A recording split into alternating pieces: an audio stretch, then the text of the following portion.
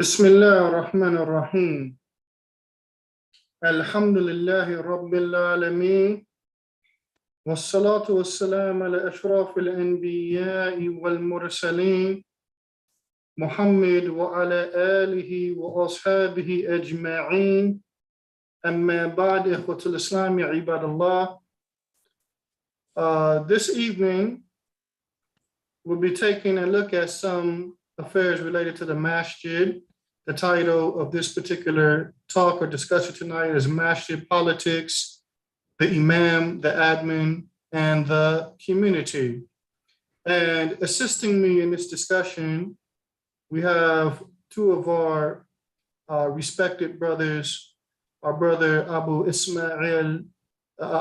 Abdullah Ismail, and I know I'll bust that up as it relates to a Nahu perspective. It should be Abu Abdullah Ismail, who was the Imam of Masjid Ahlul Quran wa Sunnah for just about 11 years. So he has experience being an Imam and dealing with the affairs of the community.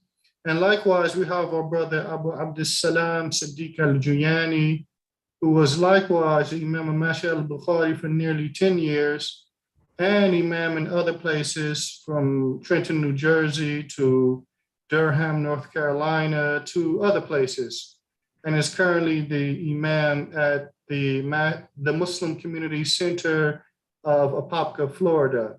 So he likewise has experience in that regard as well. And so when dealing with this particular topic and or discussion, then we want to deal with, first and foremost, the perspective of the Imam, as we have students of knowledge that are overseas studying, benefiting themselves, raising themselves out of ignorance, and thus forth and so on. So the question, or that which I would like to present first would be, would it be in the best interest of a student of knowledge coming back into the States after spending time studying and thus forth and so on, would it be in his best interest to take on the responsibility of being an Imam of a community? What would be the benefits and what would be the perils or the pitfalls of being in this particular situation or circumstance? And so I want to turn the mic over to our brother Ismail to get his perspective on that particular question. تفضل يا أخي. بارك الله فيكم. بسم الله الرحمن الرحيم. الحمد لله رب العالمين، حمدا كثيرا طيبا مباركا فيه كما يحب ربنا تعالى ويرضاه، وصلوات الله وسلامه على نبينا محمد وعلى آله وأصحابه ومن تمسك بسنته ليوم الدين. First, I want to thank Allah subhanahu wa ta'ala and glorify him and praise him for allowing us to come together on a platform like this and discuss such a tremendous topic. And I ask that Allah subhanahu wa ta'ala put barakah and sincerity in what we do, and that he make it successful and make it the benefit to ourselves and to the listeners and those who participate. After that, you brothers can hear me okay, right? Yeah, we just fine. Okay, so after that, to answer the question, and we, of course, thank our brother Najeeb and our Imam, Abu Abdus Salam, for inviting me and allow me to participate. Jazakumullah khairan, and anyone else who may be involved or responsible for putting together this presentation. So in response to your question, as far as the brothers, the young students or older students or whoever it is that may be abroad studying, seeking knowledge, or even some brothers that may be here trying to, develop the Islamic knowledge and so on and so forth. Firstly, your niyyah, from what we've heard from Ahl al-Ilm and what we read from Ahl al-Ilm, your niyyah should not necessarily be to be an imam or to be in the front or to put yourself in a position of leadership. That's not something that we find the Salaf desiring, and we can call on many different accounts. Something as simple as Sa'id ibn Amir, radiyallahu ta'ala anhu, he, during the time when Umar radiyallahu anhu just became the Khalifa, he entered upon him, and he said to him, you know, he gave him some words of encouragement, told him to fear Allah subhanahu wa ta'ala, reminded him to fear Allah and to carry out his responsibility to fulfill his aman and so on and so forth. And Umar radiyallahu ta'ala anhu, you know, when it made him a governor, he respected that. I believe made him the governor of Al-Hims, I believe. But nonetheless, you know, when Umar radiyallahu anhu appointed him as governor, he tried to get away from it. You know, it wasn't something that he was like, okay, mashallah, you know, that it was something that he shied away from. And we've heard the narrations when the companions of the Prophet sallallahu alaihi wasallam, on so many different occasions, people will go to the masjid and ask them, like Tabi'een would come to the masjid and ask them questions. And it was known that they would like to pass the question off to the next person and so on and so forth. So to have a desire to be on Front Street, it's not something that we find, you know, we don't consider that to be a source or means of motivation for anyone seeking knowledge. And we have many narrations with the Prophet sallallahu alaihi wasallam encourage us to learn and to teach. خيركم من تعلم القرآن وعلمه أو كما قال صلى الله عليه وسلم. Right, the best of you are the ones who learn the Quran and teach the others, and so on and so forth. Okay, بلغوا عني ولو آية. We have a bunch of narrations that encourage and motivate learning and teaching others. And our intention should be, you know, to spread the information. But as far as people thinking about being the Imam and putting themselves in a position of leadership or making themselves having a desire to be that person in the masjid responsible for the affairs of the Muslims in terms of knowledge and, you know, legislation and so on and so forth, it doesn't seem, and Allah knows best, that this is something that the Salaf used to yearn for and long for. Maybe their parents wanted for their children, or so on and so forth. The community members may have saw something good in one of the youth inside the masjid, or so on and so forth, and they would hope and anticipate that youth or that young person will grow up and become a scholar and benefit the people, be a mufti, be an alim, be a muhaddith, and so on and so forth. But people themselves, we don't find that to be very prevalent amongst the Salaf, that they anticipated and you know, kind of long for this position. So I would hope that the young students of knowledge, and the older ones, anyone in that field or that realm of da'wah or realm of seeking knowledge, rather, that their goal is not, you know, primarily focused on being an imam. They should definitely understand that it may be a possibility, especially here in the West where there's a shortage on du'at salafiyin. So they should definitely understand that it could be a possibility, and they should start preparing themselves from then in terms of their sincerity and their focus. I mean, I don't see anything wrong with that, but is this something that we would encourage them to anticipate? It doesn't seem like that's, you know, something Salaf used to do, and Allah knows best. And now from another perspective, briefly, when you look at the pros and cons and the development and or underdevelopment of our masajid here in the West, it's a very complicated thing, because the masajid and these idarat, first you're dealing with a group of the many, most, if not all, but definitely, and Allah knows best, from my experience, it seems like most of the administrations that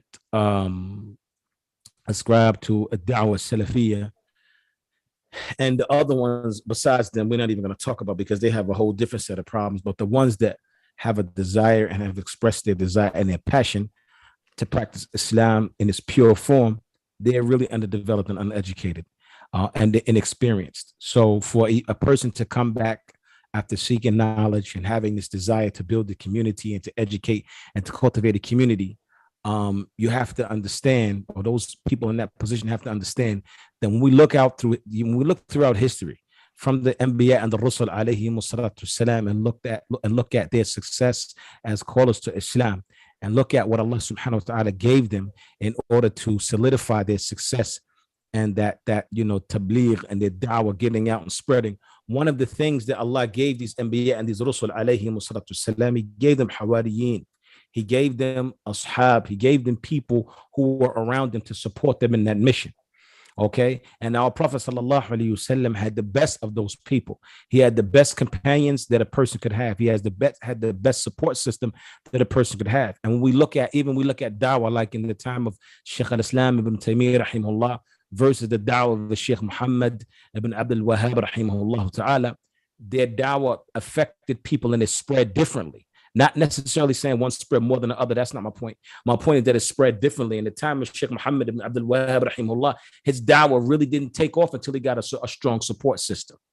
When he had people around him, when his wife advised, the wife of the Shaykh Muhammad ibn Saud rahimahullah, she advised him to go and support the Shaykh Muhammad ibn Abdul Wahhab rahimahullah, and he did so, and Allah gave them victory because now he had political backing, he had the finance, he had that support system that enabled him to take his dawah to the next level. So when brothers come back to study and they have all of this energy, and now you're put in a room with a group of brothers who have no idea what they're doing. That's just the reality. And we have to start calling them out. And this isn't to cause any tafarruq or tanazu' or tahrish in the communities. This is a sad reality that as an ummah, or that this particular faction of the ummah that we, are representing here in the West, we just have to be real with this. You know what I mean? And I used to be one of those people who would sugarcoat it. I've gotten into altercations, like verbal altercation, arguments with brothers who, when I first became the Imam, approached me and started to warn me, the administration. And I still defend those brothers to this day. So it has nothing to do with anything personal. It's just being in a situation and then talking to other brothers and getting advice and feedback from other Imams and seeing what they were going through. It seems to be very prevalent and very common that you have an administration that they're just, sadly, they're just inadequate when it comes to that particular portion of it. They may, mashallah, they're good at fundraising. They may be excellent at, different aspects, business aspects. Some of them may have a little bit more knowledge of a 501c3 than another group of people. They may be businessmen, good with money in certain aspects. They may have good qualities. So we're not taking any of that from them. Honor, men of integrity and honor, noble men, right? Hafidhahumullah. Jami'an. We don't have anything bad to say about the brothers as Muslim men, but when it comes to building a community and hosting the leader, right, who Allah may have decreed to come and try to, participate and support in building that community, the brothers, they don't even understand what knowledge is. They don't know anything. That building the innama ya'muru masajid Allah man amana billah.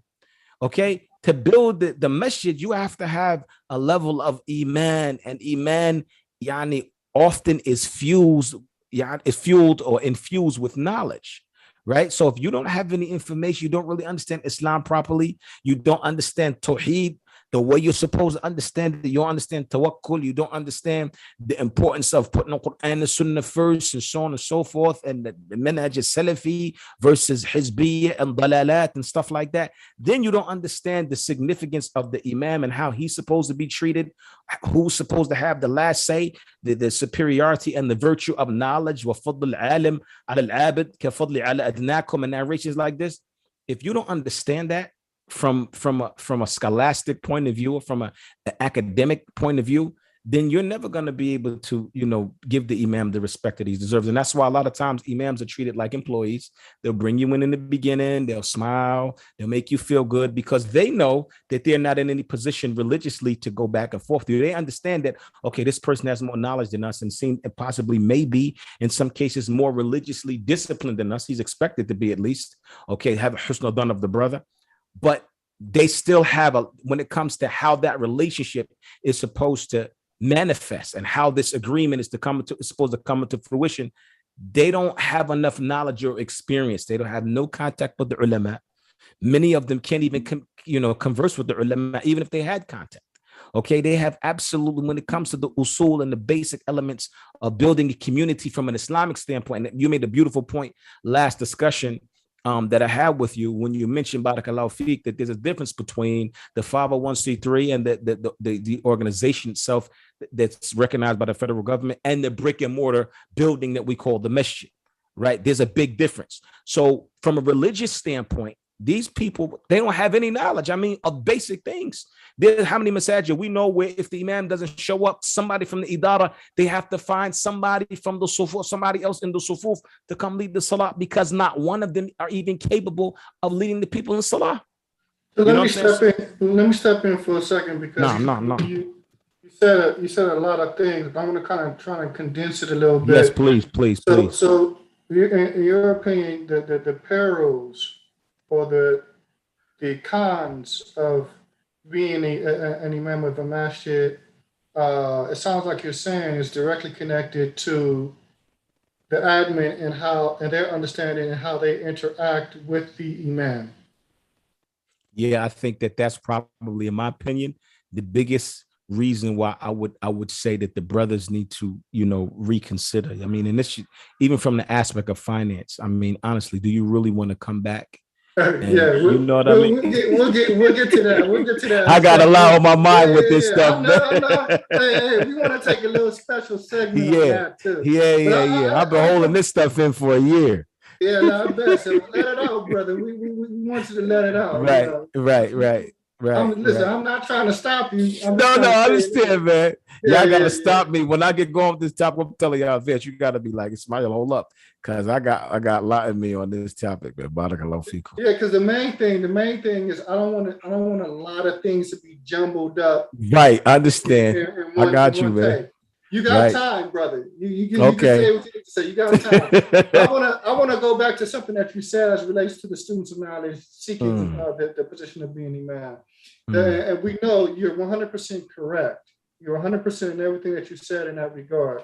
But I want to bring it to another perspective too, because one, especially when we're looking at the inner city and underprivileged areas, if I was to be more specific, the hood, or what people would say, the ghetto, and that's what, for so on. When we look at the masajid in those areas, we know with certainty that the overwhelming majority of those masajid may have imams in them that are not qualified. Right. They may have inherited the position. When you're dealing with Black communities, the majority of the masajid were set up by were present prior to Islam. They were when the communities were under the NOI, for instance. Right. Wafuddin Muhammad took over and they converted to Al-Islam. And captains and whatever their positions were, regional captains, regional ministers of that organization, automatically inherited positions of being imams. Mm-hmm. And we're still in a situation where some of them are still in play. Right. And they've never really formally studied Islam in depth. They're book taught. And so there's a lot of mistakes that are made. Mm-hmm. So when looking at the students of knowledge, then we know that one, Imam Ahmed, he stated the purpose for seeking knowledge is to raise ignorance from yourself and raise ignorance from those that are around you. Right. And sometimes, especially when you're going into certain communities, you won't be able to fulfill lifting ignorance from others around you unless you're in a position such as that, being an imam of the community and thus forth and so on. In those types of communities, and there are many, the person who is the imam is the reason why the community itself is in ignorance, because he's ignorant. Right. And we know that if there's those types of situations, is it incorrect for the person to seek the position? I'm going to use the word like that, seek the position. But we know from the benefits of that Sheikh Abdul Rahman ibn Nasir al-Sa'adi stated in his tafsir of Surah Yusuf, when Yusuf alayhi salam asked to be put over the storefronts, asked for the position, he stated that this shows the permissibility of seeking a position or asking a position if a person knows that he will safeguard the rights of that position, whereas other people will come in and they won't safeguard and preserve the rights of such. All right. Right. And so I just wanted to mention that, because when we come back into the States, we have a lot of situations where there are people in that position that, as far as I'm concerned, that we all know shouldn't be in that position. And the brothers that have went overseas and sacrificed, or wherever, because you have brothers, there are some brothers here. There's a brother here, I won't mention his name, but to my knowledge, he's never been overseas. He learned while he was in the penitentiary, but he's very prolific, mashallah. In fact, I went to one of his khutbahs and I enjoyed it. I enjoyed the khutbah because he benefited from his time while he was there. So he qualified himself to be in a position of that nature. Right. But the reality is, when it comes to a lot of the masajid within the Black community, there are a lot of unqualified people in those positions. Mm-hmm. And so I just wanted to come back to that. Yeah, no, you're right, man. You're right. Sadiq, I don't know if you have anything to add to that particular aspect or of what the benefits for one being an imam. When I say benefits, the benefits of being an imam for the student of knowledge, or the person that has sought knowledge, and maybe some of the pitfalls and perils of being such. Well, alhamdulillah, wassalatu wassalam ala rasulillah wa ba'd. Alhamdulillah, hamdan hamda. Again, we thank Allah subhanahu wa ta'ala for this opportunity. We thank our noble brother Najeeb for having husnul dhan of us and a good opinion of us to invite us back for this tremendously important discussion. And alhamdulillah, also, Akhi, I want to thank you for, having the vision to even have this discussion, because discussion is very important, and unfortunately, it's rare, right? And there's a lot of things that, are being mentioned here that as a youth, I wish I would have heard, you know what I mean? And there's some things that I would like to mention that as a youth, I wish were mentioned to me. But, قَدْرَ مَا شَاءَ فَعَلَ. عَلَى كُلِّ حَالٍ, there are benefits in being an imam, and there are disadvantages also for being an imam, that the students of knowledge, those who are studying, who may be put into a position, to be the imam, they really have to look at, right? Of course, from the advantages of being an imam full time, and this is something, inshallah ta'ala, I want to mention the difference between part time and full time, and the pros and cons as it relates to those two things. However, one of the benefits in being a full time imam is that it does a lot for the student: more time for muraja', for review, more time for research, for them to do bahth on certain issues, and to really prepare. Of course, the khutb, the sermons of a person who's a full-time imam, if they take the position seriously, they're going to be a lot better, because they have more time to prepare. They have more time to really concentrate on educating the community and taking them from one point to another point, right? There are a lot of benefits in that regard as it relates to the individual themselves, right? However, and it's a very, very, very big however, there are some pitfalls, right? And those pitfalls are not indicative of the position itself, but those pitfalls are a result on how the communities or how the administrations have been running the masajid. And it's very unfortunate.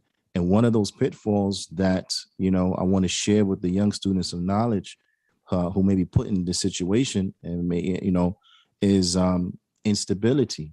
How many imams have we seen be the imam of multiple masjids or multiple masajid that are in different places, right? So that's instability, living in this state for a little while, having to move to another state, because that's where the position is. They're having to move to another state and so on and so forth. You have some imams that every 2-3 years, they live somewhere different. Every 2-3 years, they're in another masjid. This is very damaging to an individual and to their families. And a lot of times you find brothers, unfortunately, they be put in these situations, and they take these situations seriously, these positions seriously, but they end up sacrificing their family and the benefit of their family while trying to benefit the community, who in turn, after 2-3 years, or when it's time to renew the contract, for whatever reason, decides, okay, we don't want you no more. Okay, now, thank you, but your services are no longer needed, right? Mm-hmm. And then who suffers? The family suffers. Who suffers? The children suffer, right? And they also have to take into account the spotlight that you put your family in when you're the imam, right? Mm-hmm. Because now when your children come to the masjid, they're not just, that child in the masjid, but no, that's the imam's children, right? And then they have an expectation. The imam's children, they supposed to know everything. They supposed to know this. They supposed to know that. You know what I'm saying? And this sometimes is very damaging to the psyche of the children. So you have to really look at that and, have these things in mind, so that when you come home and you're talking with your children, you can help them through some of these issues, through some of these pressures, because you chose the position. Your children didn't choose that position. Your wife didn't choose that position, but now you put them under the spotlight, where now people are interacting with them differently. The women being put in a position where you may have certain women from the community who are jealous, right? You may have certain women of the community who, for whatever reason, want to find fault with them. So, and it could be due to their own deficiencies and their own issues when it comes to self-esteem issues and things of this nature, to point out, well, you're not that good to, so I can feel better about myself, that I'm not that bad, right? So sometimes the women, they become under attack. People want to attack them. They want to nitpick. They want this, they want that, and so on and so forth. So now you put your wife in a situation where she didn't ask for that. She didn't ask to be put in that type of situation. She didn't ask that if she come to the masjid, or eyes on her, because instead of being sister so-and-so now, that's the imam's wife. You understand? So all these things have to really be taken into mind. It does take its toll, not just on the student of knowledge himself, but it takes its toll on the family. And that instability is serious, because once your children become of age, of school age, if they're not being homeschooled, or if they don't have a virtual school and they're stuck to being physical school, well, you just think about that. Like those military children who keep getting moved around from base to base to base. You're constantly the new kid, right? And the effects, the adverse effects that may have upon a person, upon their upbringing, upon their personality, so on and so forth. So these things have to be taken into consideration. And so I urge the brothers, to be very serious, and to seriously consider whether or not they want to take this route. Also, and we know, somebody has to do it, no doubt. I'm not saying that, just don't do it. Someone has to do it. But when you do it, make sure you have these things in mind, and make sure you have these things in mind when you're negotiating your contract, that you have these things in mind as far as stability, you know what I mean? So perhaps don't go into a 1-year contract. Don't go into a short-term contract. Go into a contract that's 3-5 years or so. And a contract where you have some type of securities, right? And we're going to get to the pay part, but that's very important as well. The pay, and the pay is not just reflective on whatever they deem your salary needs to be, but you also have to account for the price of healthcare, right? Because it's not cheap in America, the price of healthcare. So although you may be given X amount of dollars per year, that's good for a person, yes, but once you put healthcare into that price don't look so good anymore. You understand? Especially. Let me step in for 1 second, because we're kind of going into the stipend that the imam is given. So before we touch on that more, I want, because some of the things that you stated, even like myself, I never reflected on the toll that it takes on your family and thus forth and so on. And I believe that this is important for the listening audience to hear so that they understand the plight of a person that goes into that situation. And so I want to kind of couple the discussion for a second here on the expectations of the imam, what the community and admin expects of them, and couple that with the stipend that they're given, all right, in order to handle the duties of the imam. Um, so first and foremost, let's go into what is expected and are these expectations even realistic or not? Let's deal with that for a second. Ismail, do you want to touch on that for a second, inshallah? From your from your experience, what you see is expected of an imam, and are the expectations realistic or unrealistic? Hey, Bismillah. Okay, so real quick, you know, there's a book that Sheikh Sulaiman al-Ruhaili, Hafidhahullah Ta'ala, I believe he wrote the book. I don't think it was his transcribed lecture. I believe he wrote it in Allahu A'lam. But I can't remember in the Muqaddamah. But nonetheless, he has a part in the book. Like he basically titles it المؤذنون والأئمة عليهم حقوق واجبات أو عليهم حقوق وواجبات وآداب ينبغي مراعاتها. So I'm not going to, of course, read the book. I just want to read the chapters. Okay, so the first one he mentioned, he said, al-awwal is al-ikhlas, right? Al-ikhlasu lillahi azza wa jalla. The person has to be sincere to Allah. والثاني الخوف من Allah, that he has to have fear for Allah. And I'm just translating for the listeners, of course. Ikhwan, barakallahu fikum. Wal amru thalith, the person has to be able to fulfill the amana and understand how important it is to fulfill the amana. Al-istij'aru al-amana.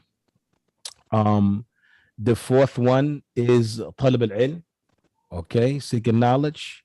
The fifth one is al-qudwatul hasana. He has to be a good role model, a good example. The seventh one is he has to know how to care for the people and give some attention to the musallin and make sure that they are praying correctly and watching the salah of the people. The eighth one is he has to basically give his attention and care for the masjid. The ninth one is he has to protect and preserve the khutbah, make sure it's done properly and adequately. And that he understands that the khutbah is pretty much the most tremendous opportunity that he's going to have to deliver the message. And the 10th one is that he has to have a strong desire and a passion to establish the masjid upon Islamic legislation. Okay, so those are just 10 things that the Sheikh mentioned from a scholastic point of view. Now let's, with all due respect, think about the administrations who are running the masajid. And if they're choosing imams that they believe have these qualities and characteristics, or they're choosing whoever they think is the most hot right now, who's going to pack the masjid. Like I've heard administrations basically, or heard discussions where, it was insinuated that if certain people come, that's going to bring more revenue to the masjid, or that's going to bring, give the masjid some more validation or so on and so forth. I heard little things like that be insinuated in different places. But my point is that those are 10 things. This is from a scholastic point of view, right? So these are the kind of things that administrations and people seeking to establish a community should look for inside of an imam. But when we look at what the people, and of course, there's other things that these things can be broken down. They have furu and so on and so forth. But when we look at what typically seems to be what a lot of people in administrative positions seek to look for in an imam, I don't think that anybody from Ahlul Sunnah would deny that any of these things are necessary. but I don't think that they're educated on average enough to understand the role or rather the significance of these things. So it seems like what's expected. Of course, that he's going to come. He's going to be able to educate the people, that he's qualified to lead the salah. That he's not a person whose reputation has been blemished or compromised, and so on and so forth. And I think that that's pretty much what is, and even it may be, it's possible that all 10 of these things can be discussed. They may not be as, discussed scholastically or, broken down from an academic standpoint with their proofs and evidences. But I think that on average, people they kind of fluctuate within these 10 things in general.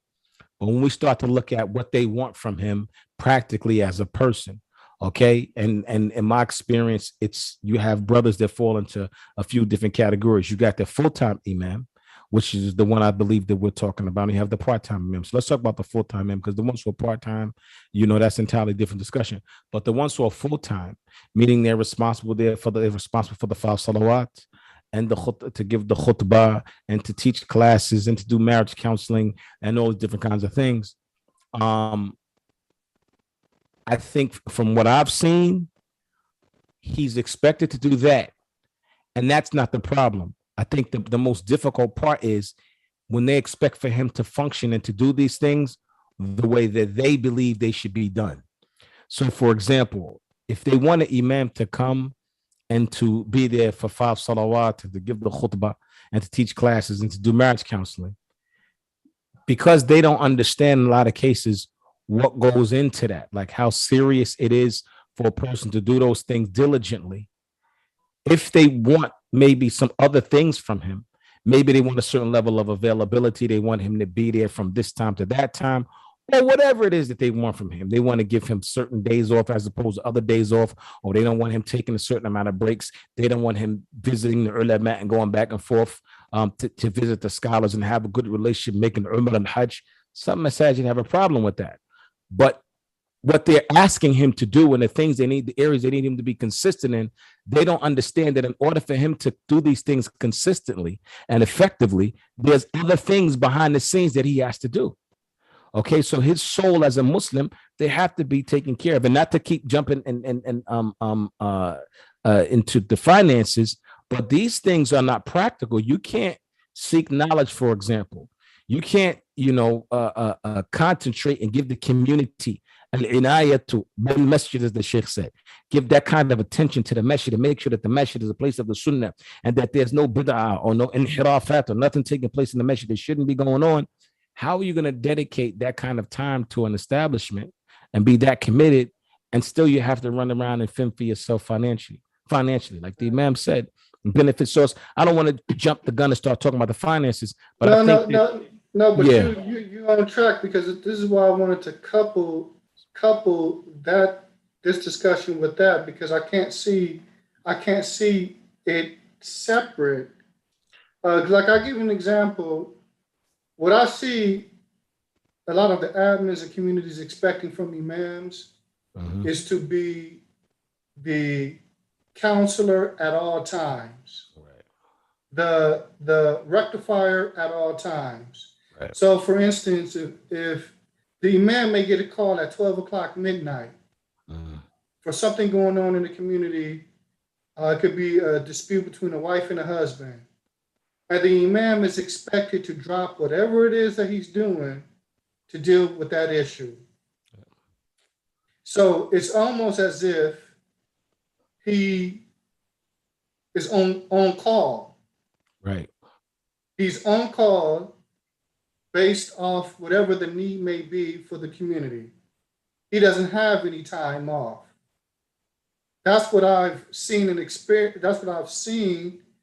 And Allah knows best. It's true.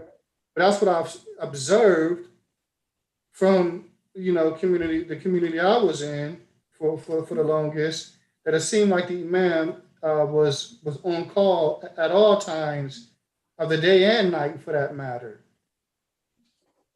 Yeah, and so what he's being compensated with to help him take care and maintain his personal situation and his family, it may not necessarily be uh, suitable for him to be expected to be out there like that. Right. And Allah Tabaraka wa Ta'ala knows best. Sadiq, do you have anything to add as it relates to the expectations, what the admin in our community expects from the Imam, and are the expectations realistic or unrealistic? Do you have anything to add to that portion? Indeed, I got a lot to say about that. First, let me say this.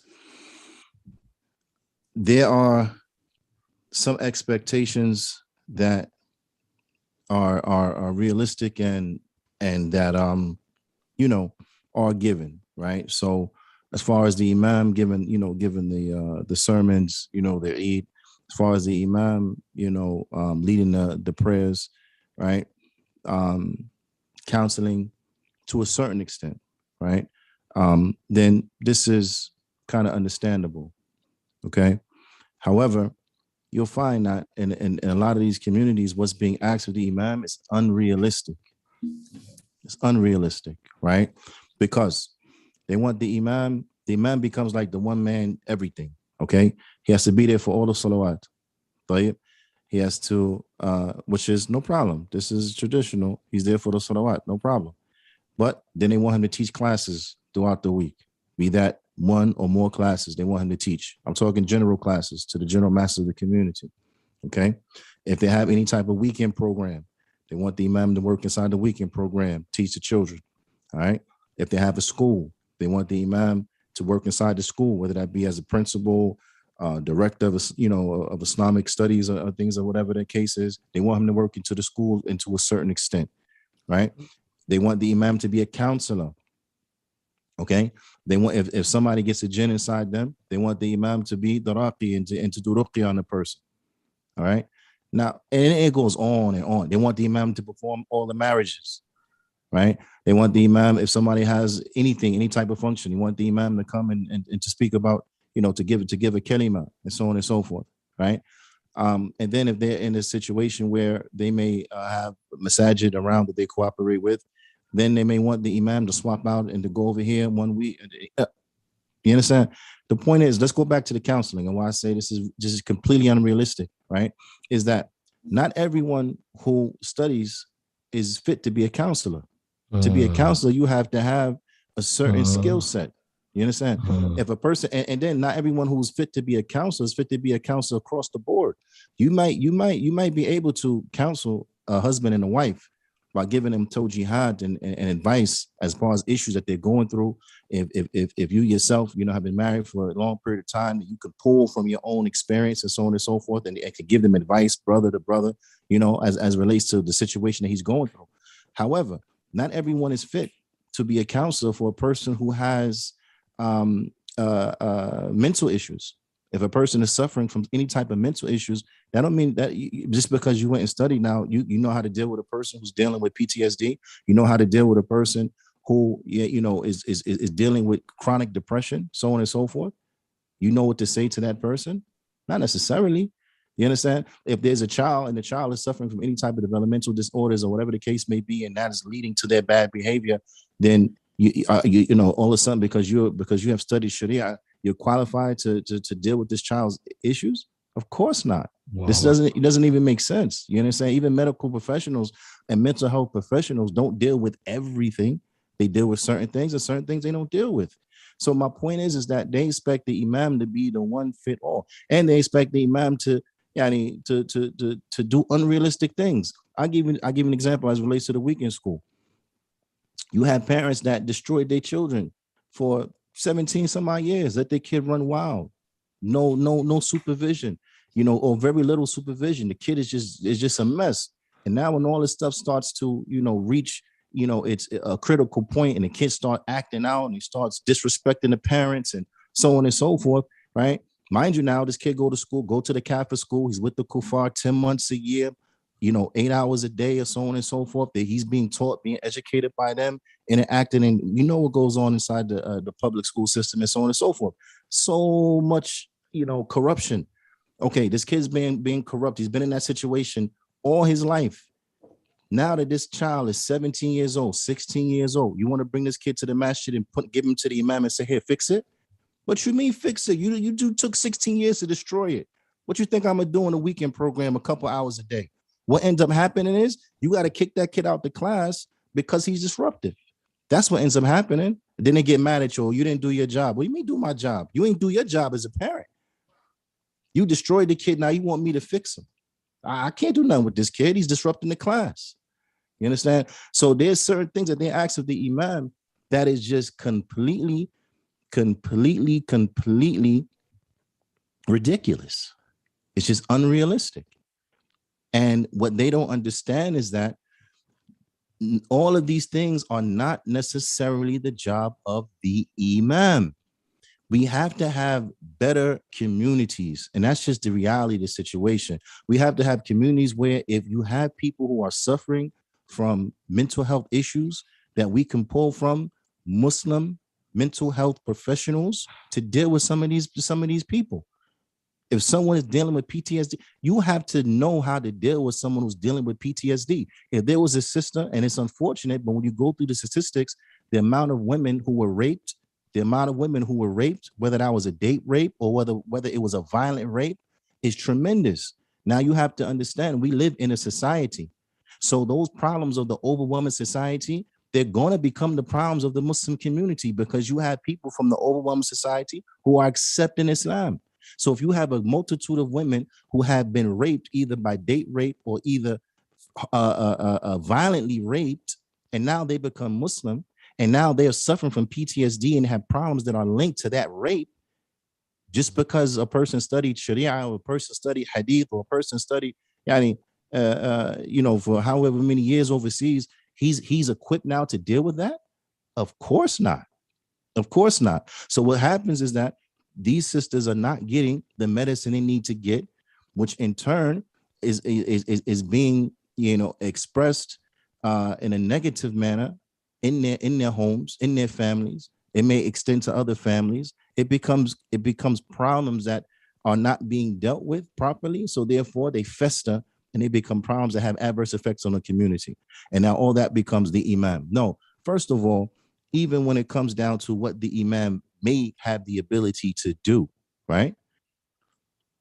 The imam, if a person study hadith, for example, متخرج من الجامعة الإسلامية, they have graduated from the University of Islamic University, and their college that they went to, their specialty was hadith. You with me?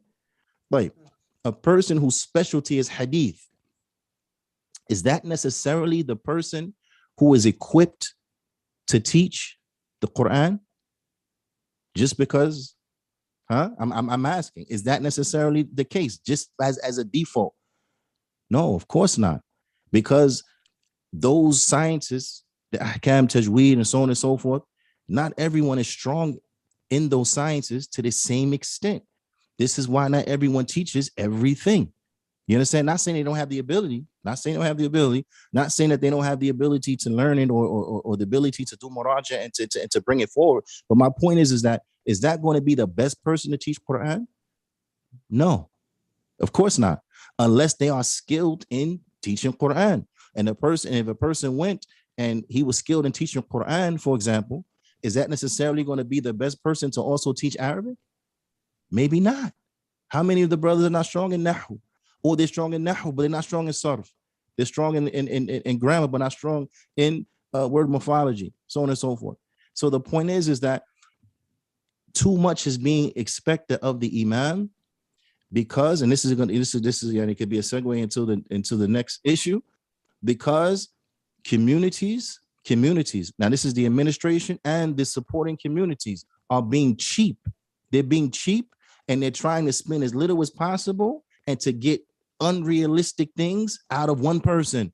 We're going to pay for one person, and then we want him to do now all this stuff, where the reality of it is that if a person was taught in a school, let's be real, if a person taught in a school, that is a salary by itself. If a person was the imam, that's a salary by itself. If a person was a mental health worker, they came as a counselor, that's a salary by itself. And I can go on and on and on and on and on and on. Because how often is the imam also the janitor? How often is the imam the one that's vacuuming? I've done it. So I don't know about anybody else. I've done it. I've vacuumed. I've cleaned toilets. And I'm the imam. But hey, it gotta happen. I don't mind doing it. I took garbage out. I took garbage out today. That's fine. I don't mind doing it. But this is my point, is that these things by itself, cleaning the masjid, that's a salary by itself. So they take all these things and put it on one person, and then they act surprised when the person get burnt out. I got a lot more to say, but I'm gonna leave it. I'm gonna leave it right there. Can I add one little thing? No, I saw you collecting your notes. I was about to. I saw you taking notes. So I figured you were gathering your thoughts. So you went for it. Barakallahu feek. Okay. Yeah, Sadiq, jazakallahu khairan. There's something I wanted to add, right? Because everything he said, barakallahu feek, was spot on. And even something as basic as, you know, and this goes back to what I said earlier, that the administrations, and just for the record, we want to make it clear, we're not bashing the brothers from these administrations. We pray that Allah reward you for your efforts, and having a husn of them for our brothers. We believe, inshallah, that they're sincere. We're hoping that they're sincere and that they really want good for the community. But that doesn't, you know, your good intentions and your good heart doesn't mean that you know what you're doing. And that's just what we have to understand. There's some cases when a person they don't know what they're doing, and they have to be educated, they have to be taught, and then inshallah ta'ala they can be, you know, this complete administrative member, for lack of a better expression. Okay, so for example, one of the non-practical things that they do, and we see this, is that they'll take someone and we've seen this cycle repeat itself. They'll have an imam for a while. All right. He's there. He's already branded. You know, when you become the imam, like even myself, in terms of business, people, it took a long time. I had to actually leave New York for people to start looking at me like a person who's really trying to get money and take care of their family, because they have you in this, like this monk kind of, you know what I'm trying to say, this weird box. Like if you say, look, you're trying to ask about investments or this or real estate, how we flip it, they can't see it. They looking at you like, you know, what do you know what I'm saying? As if there's some weird, like you floating on the carpet kind of thing. You know what I'm trying to say? They have you in this weird place. So you're branded. I mean, it may be a time where the brothers say, hey, let's go work out. Let's go play basketball. Let's do something like that. And I remember days when I'm like, okay, well, I'm not going to go out with no sweatpants. And I'd have put a thobe on, go to the park, take my thobe off, hang it on the gate so everybody could see it, just in case some Muslims walk by. Because if they walk by one time, somebody saw me, I like work out some kind of, I can't remember what I had on, but I was coming from somewhere that required, you know, a certain kind of clothing, like the gym or something like that. And the brother almost had a heart attack. He saw me and he was like, he looked at me like, you know what I mean? Because you're branded. You're branded. You are in a particular category. You have to move. And this goes back to what the Imam just said with your children and so on and so forth.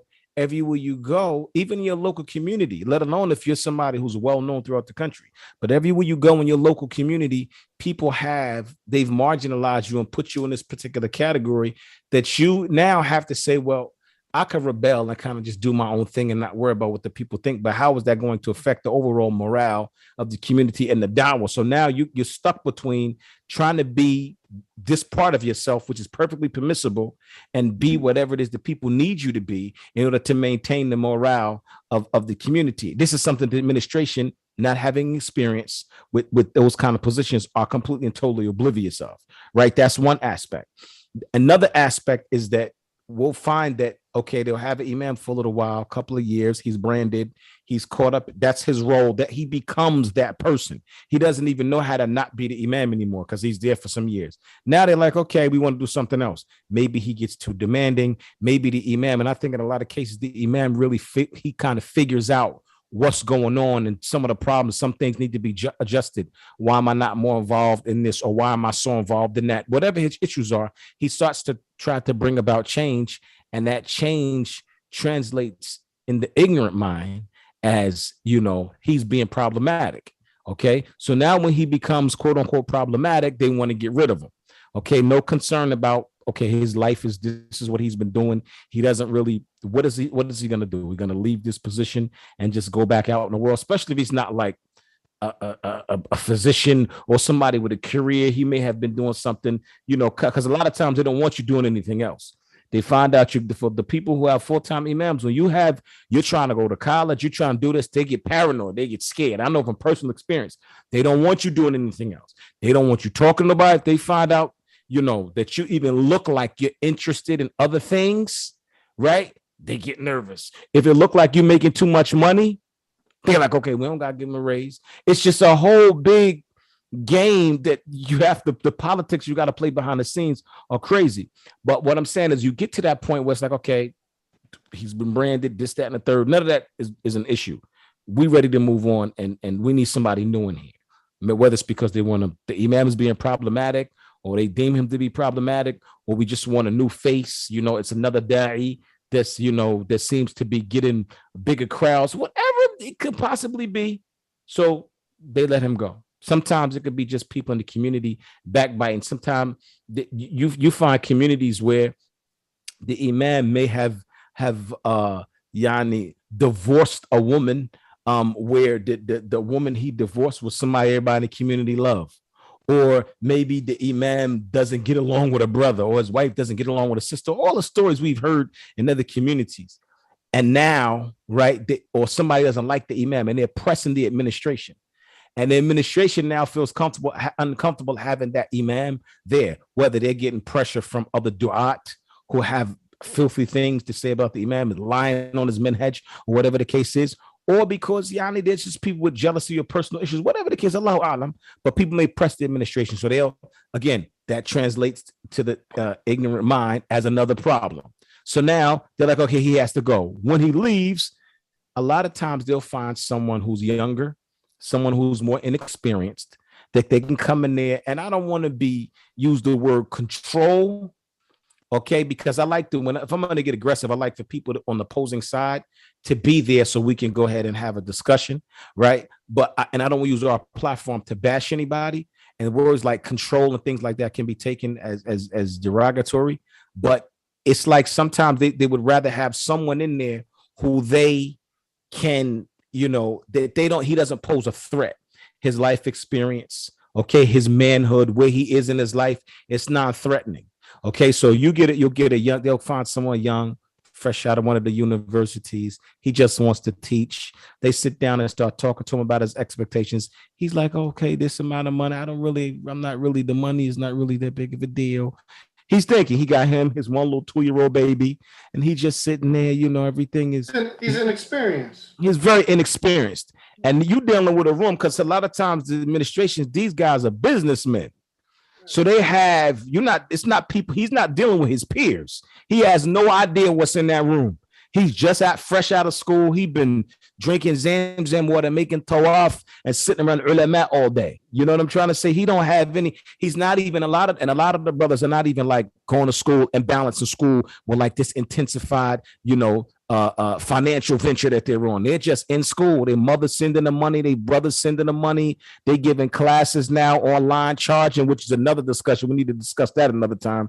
But they're giving classes and they charging this amount of dollars per class and all that kind of stuff. So he's completely out of the loop.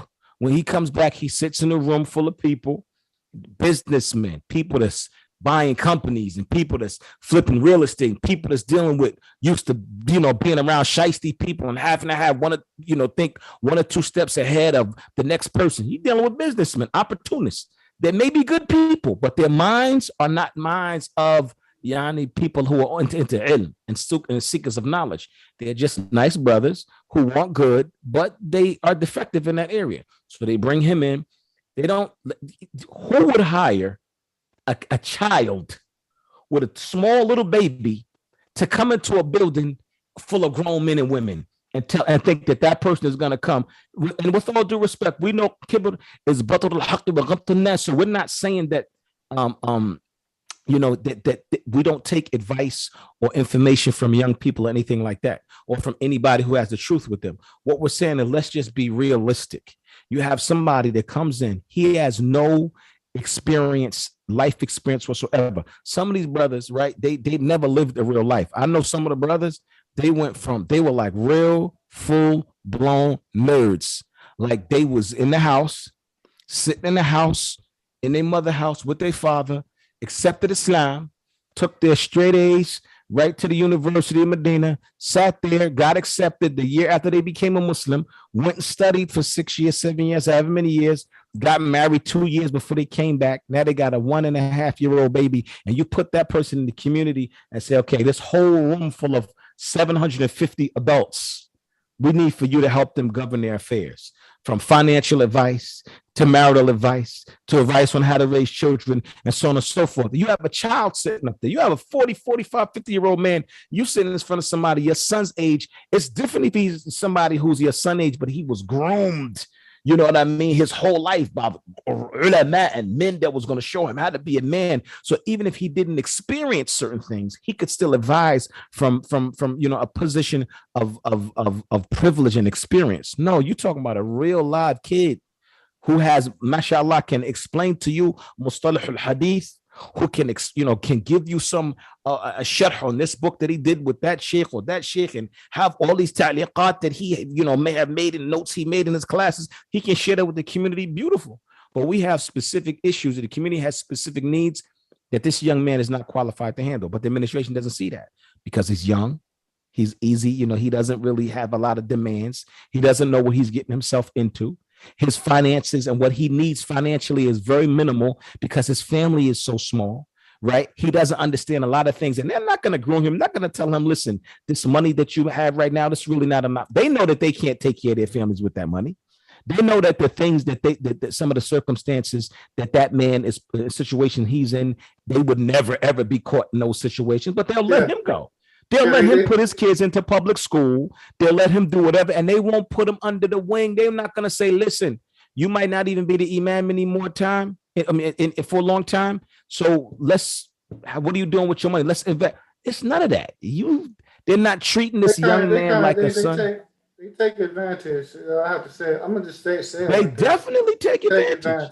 And then you have and lastly, you have another group who have low expectations, and we say low expectations because, I'm saying low expectations because they don't understand enough about the Rasul sallallahu alaihi wasallam and the Khulafa al-Rashidin and about the Imam from the Salaf and how they were imams and how they were leaders. Because they don't understand those things and they've never studied those things, they're basing their expectations of an imam off of their common sense or whatever everybody else in the community is doing. So you have in the Salafi community, right? We have a history of, when we look back in the 90s, many of us gauged a successful community on their conferences and how big their conferences were.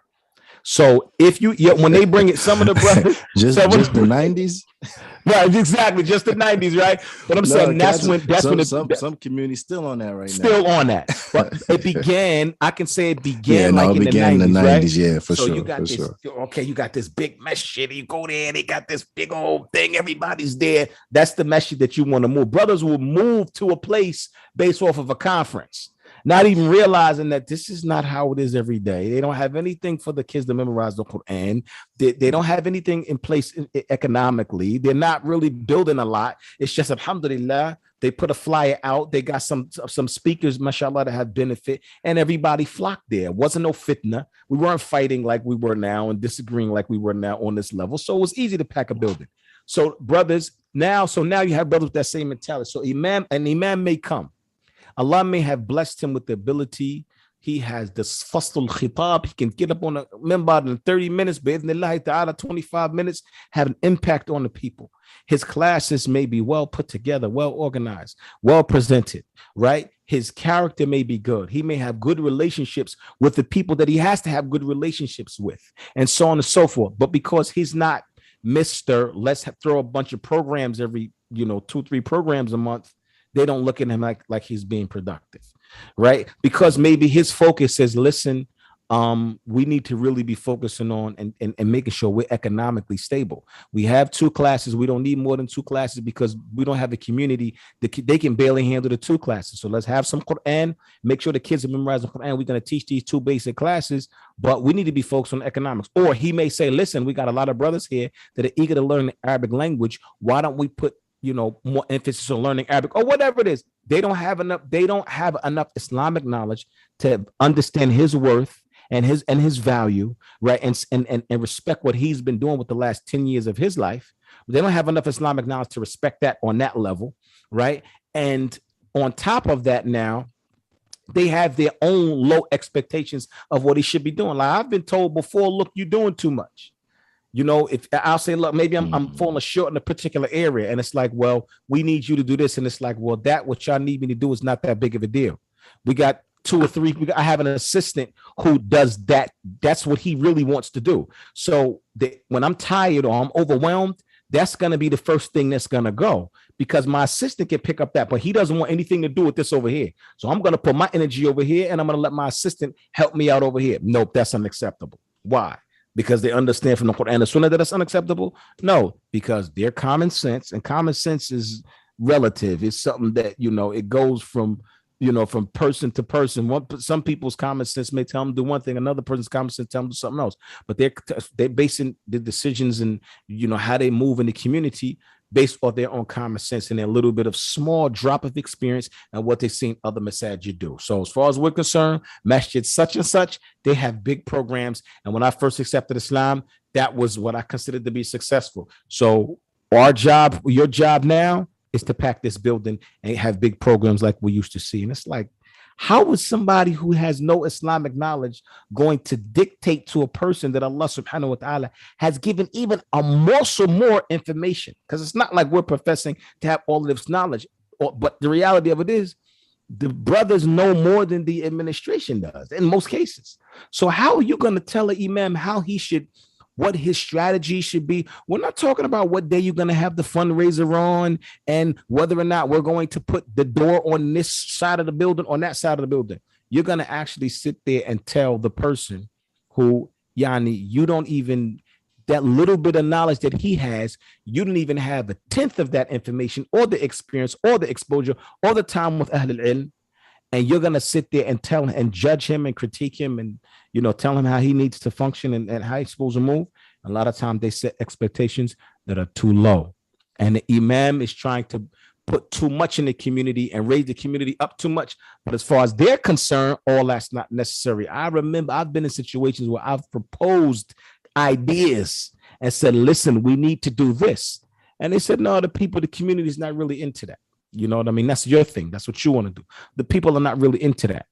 It's like, what do you do as an imam in a situation like that? So for the young brothers, back to our original question, you coming back because you get over there, you lose track of reality. You think everybody is on that same hype like you. You like, man, I can't wait by these books. You're like, oh, I can't wait. I'm going to teach this. They're going to love that. You get to the masjid and it's like, the administration is like, yo, man, all that energy you got, we don't have that. The community don't have that. We're not even thinking about those things. And they will stagnate you, man. They will marginalize you and hold you back. And it's due to their ignorance and their lack of experience. So that's another thing from a different side that we have to take into consideration. You just, mashallah, barakallahu fi akhi. You packed a lot of things into what you just said. I want to just kind of reiterate on some of those things. Because one, I believe I have seen that more than once. If you have a person in his mid-20s, late 20s, he's coming in and he's giving advice to elders. And the advice, although it may be grounded in Islamic knowledge, you're still dealing with an elders. You're giving advice from a perspective of life choices and life decisions and thus forth and so on. And so a lot of times the elders may not necessarily respect somebody that's younger than them, attempted to give them life advice, basically. I don't know how many times I've heard an elder say about somebody that was younger than them, oh, he may have knowledge, but he doesn't know how to apply it. Mm. Or my life experience has given me a wisdom that you can't possibly have, right? And that last statement, to a degree, it is true, because with living life 70 or 80 years, you do obtain a certain type of wisdom. But the way that the statement is being used to dismiss the person who the imam basically is being used to dismiss his opinion. And that is seen quite often. Then there is an element of taking advantage of an imam who doesn't have life experiences, isn't paying rent on his own, and thus for so on. So this leads into the discussion on what imams are usually being given, or as it relates to compensation. And it's real easy to dupe somebody who's never been out in the jungle, so to speak. If you're a bird that's been in a nest your whole life, and then when the mother bird and father bird says, now it's time for you to fly, and you've never experienced a storm, you don't know how to weather the storm. It's just as simple as that. And so you have brothers that go into situations not knowing what to expect and not knowing what to demand. When they're going into contracts and that's for so on.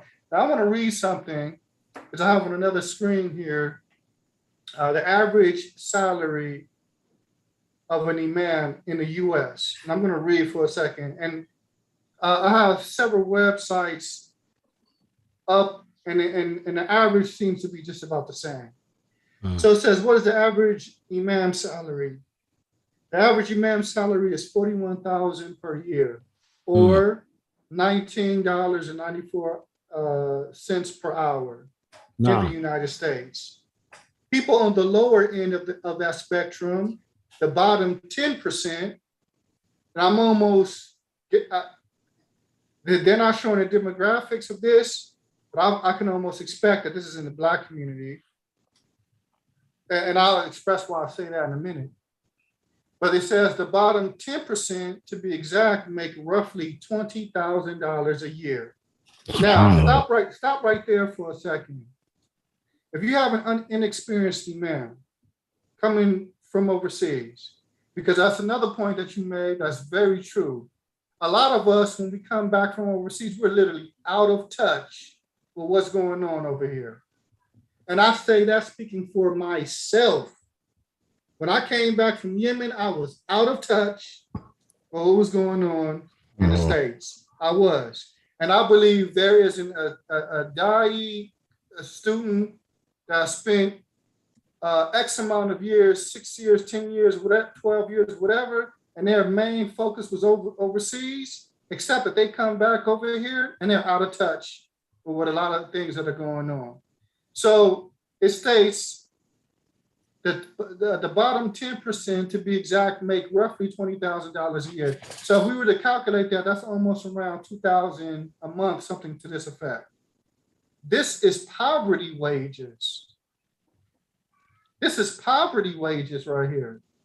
There is no way a person, this is considered by the U.S., here in the U.S., to be below the poverty line, especially, and I would be below the poverty line if that 20,000 was taking care of one person. So now you're talking about a man with his wife and X amount of children. This is poverty wages. So it states, while the top 10% make $85,000. As most things go, location can be critical. So what they're saying is that $85,000 a year that's being made is not based off anything except the location that the person lives in. So wherever the cost of living is higher at, the salary may be higher at. And it gives examples: Maine, New York, Connecticut, New Hampshire, Rhode Island provide the highest imam salaries. But when we look at some of those places, the cost of living is high. Now I know with certainty, I just dealt with a situation where I was offered the position of being an imam. And the offer, the package that was presented to me was $2,000 a month plus housing. So I talked to one of the elders in Dawah. I don't want to say who I talked to, but one of our elder brothers. And I asked, some questions and that's what we're so on.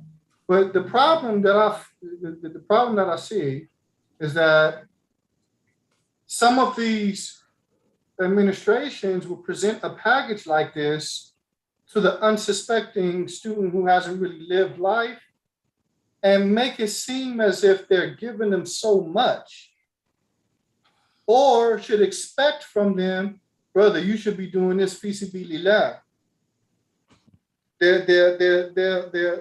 They'll shame them in that regard. And that's why I say it's taking advantage, because you want the imam to sacrifice for the community, but the community doesn't want to sacrifice for the imam. And literally want to give the imam that which will have him below the poverty line as it relates to finances. And then when they offer housing, if you look at the housing, it isn't even of the same standard that the admin live in. So the very same homes that the administration live in, the home that they're offering you is below the standard in which they live in. Mm. Now, it looks like you want to add something to that, Sadiq, huh? I want to add a lot to that. Allah musta'an. I want to add a lot to that, man. Look, Allah musta'an. Allah musta'an. Let me, for full disclosure, I'm a part-time imam, right? I work, a 9 to 5, 40 plus hours a week, right? For the students coming back, and this is a candid conversation, you know what I mean? Like it who like it, hate it who hate it. This is a candid conversation, and I'm gonna keep it as such. Those numbers are just completely ridiculous. Really, that's unreasonable. That's oppression. Nobody in their right mind should ever take anything like that. It's a horrible deal. It's a horrible deal. When we look at, because you mentioned the poverty line in America, in general, of course, it may vary from state to state, but in general, on average, the poverty line in America, so we have some perspective, is $26,500 per year. That's the poverty line. Anything below that is considered in poverty. Okay. Mm-hmm. If you are offered $500 per week, which some imams, this is what they get. And I know this for certainty. I know some imams and they get $500 per week. $500 per week is $26,000 a year. You do the math, times 52, right? 52 weeks in a year. That's $26,000 a year. At that salary, you're in a state of poverty. According to America, you're in a state of poverty. Let's say you're getting $600 a week. That's $31,200 per year. $31,200 per year, because you're getting $600 per week.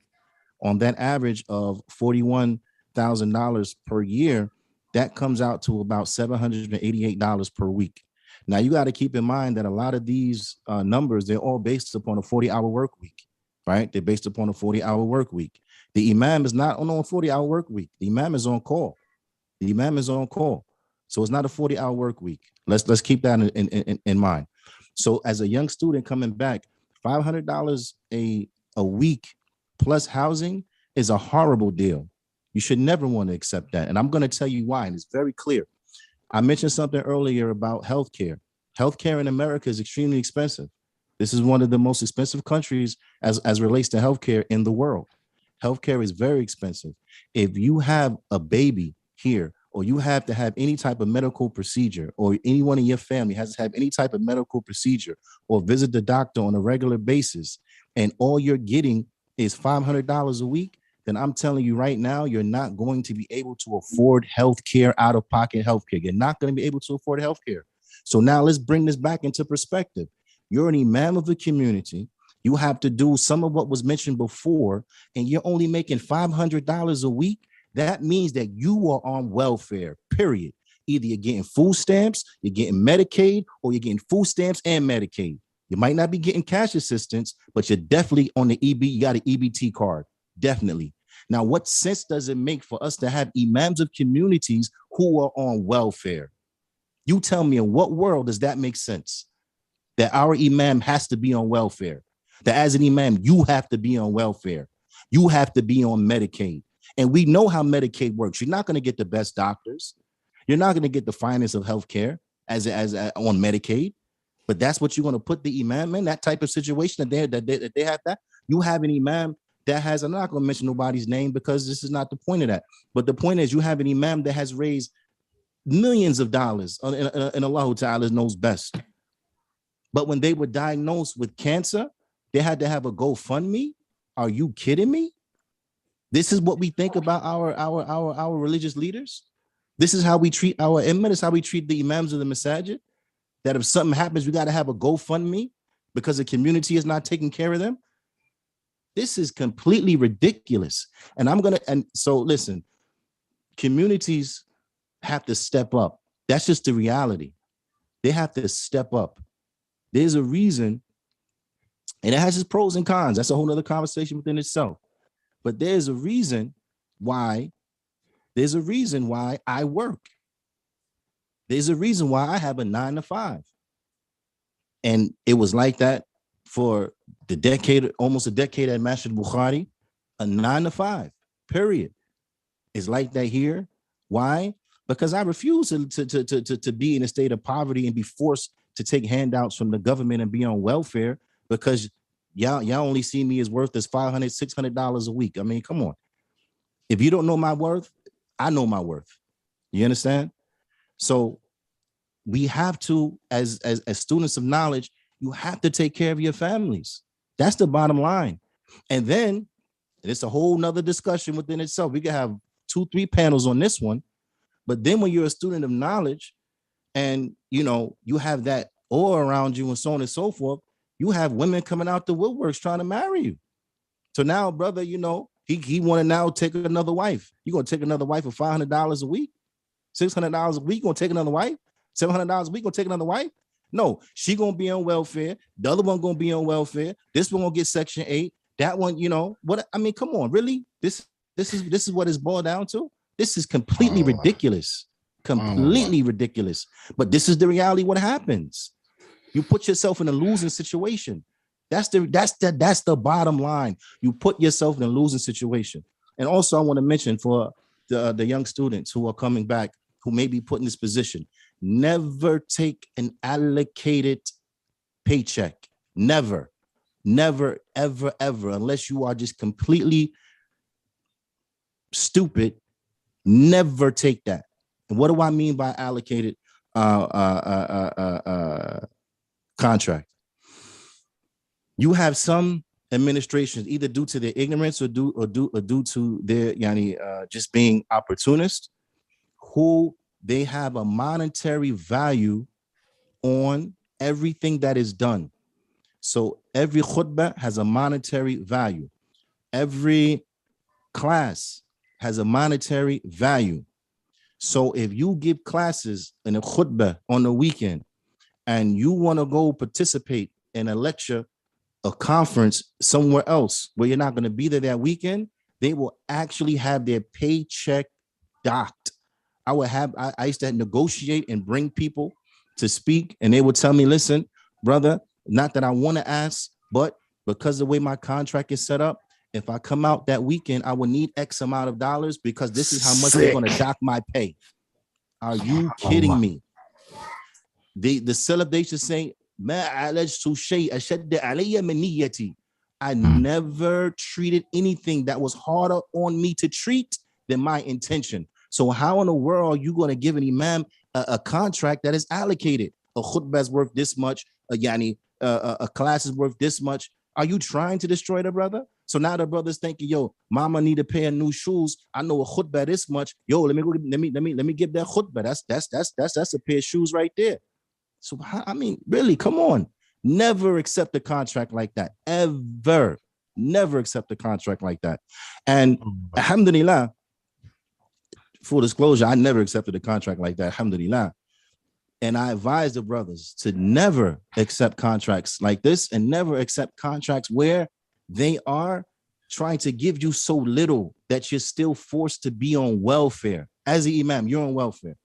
As an imam, you got to get on WIC when you have children. You got to get on WIC. So now you got all kinds of welfare. You got WIC, you got Medicaid, you got food stamps. I mean, come on.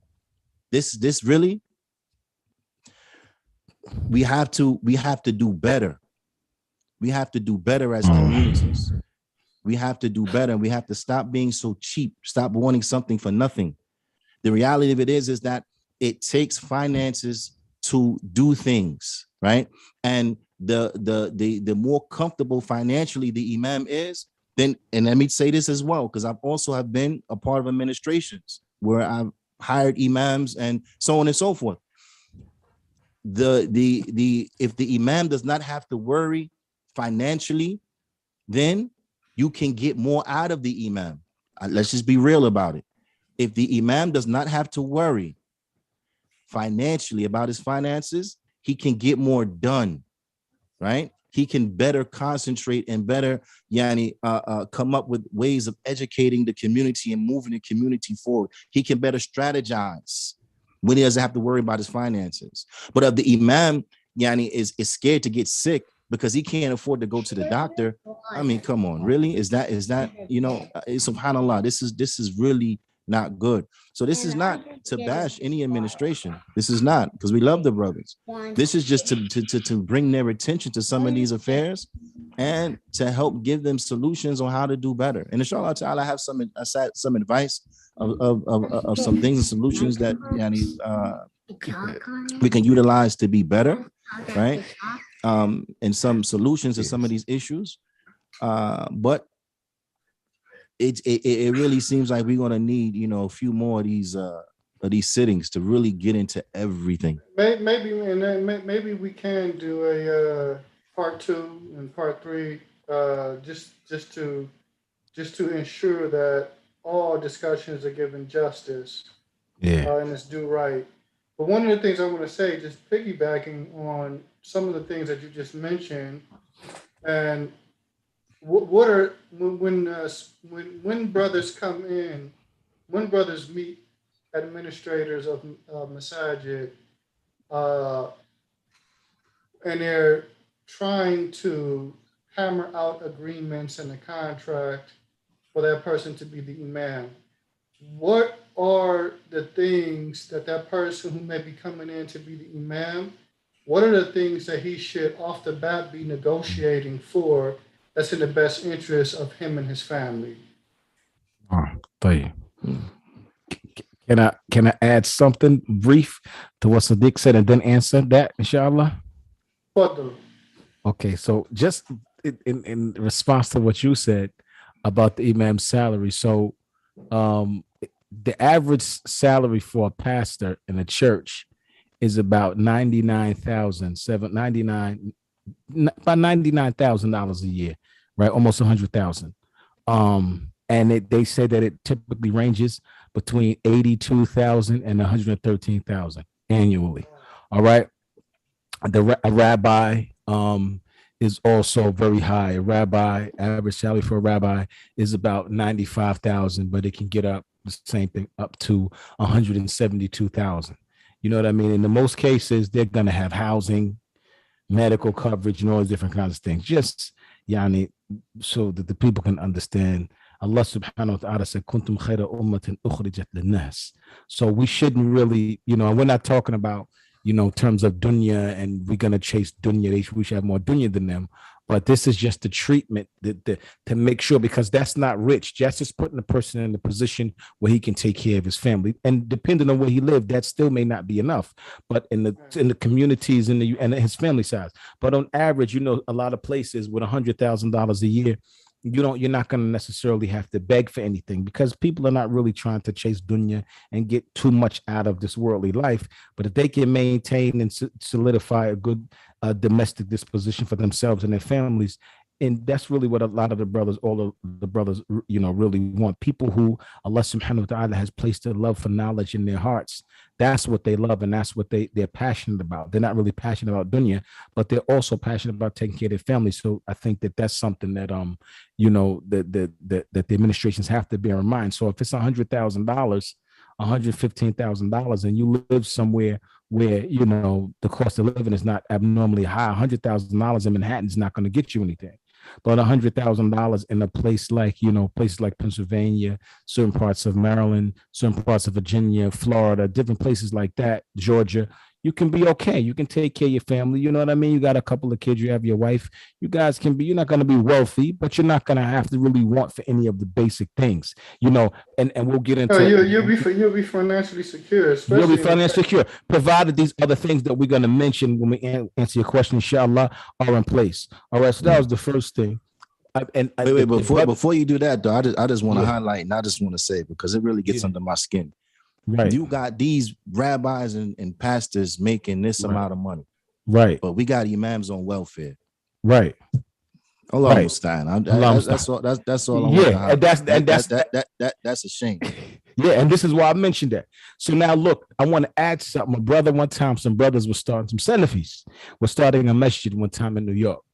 I don't want to say where, because it's easy to narrow the area down, but some brothers were starting a masjid one time. So they came to the masjid. They said, look, you know anybody who, we need an imam. So I said, I started thinking about different brothers, and I said, okay, what y'all, what kind of situation you have with you. He was like, okay, well, basically what we want, this is his exact words, right? And this brother is like, Yani, somewhat of a talib ilm himself.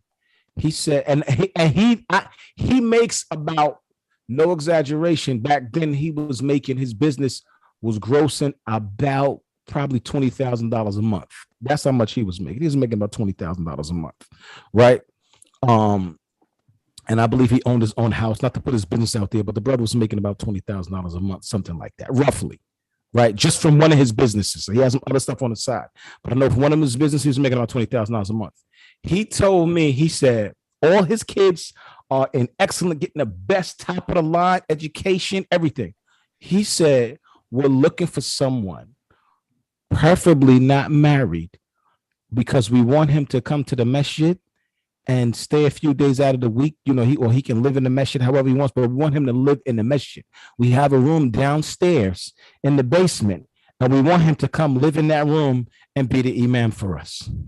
And if he can't live full time, he can just come some days out of the week and stay in the masjid. Dead serious. He looked me in my face, dead serious, looked like this was normal.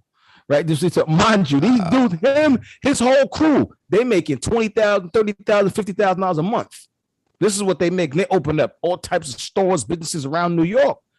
And this is what he offered me. Not me, but offered me to bring to a brother. So that shows the mentality.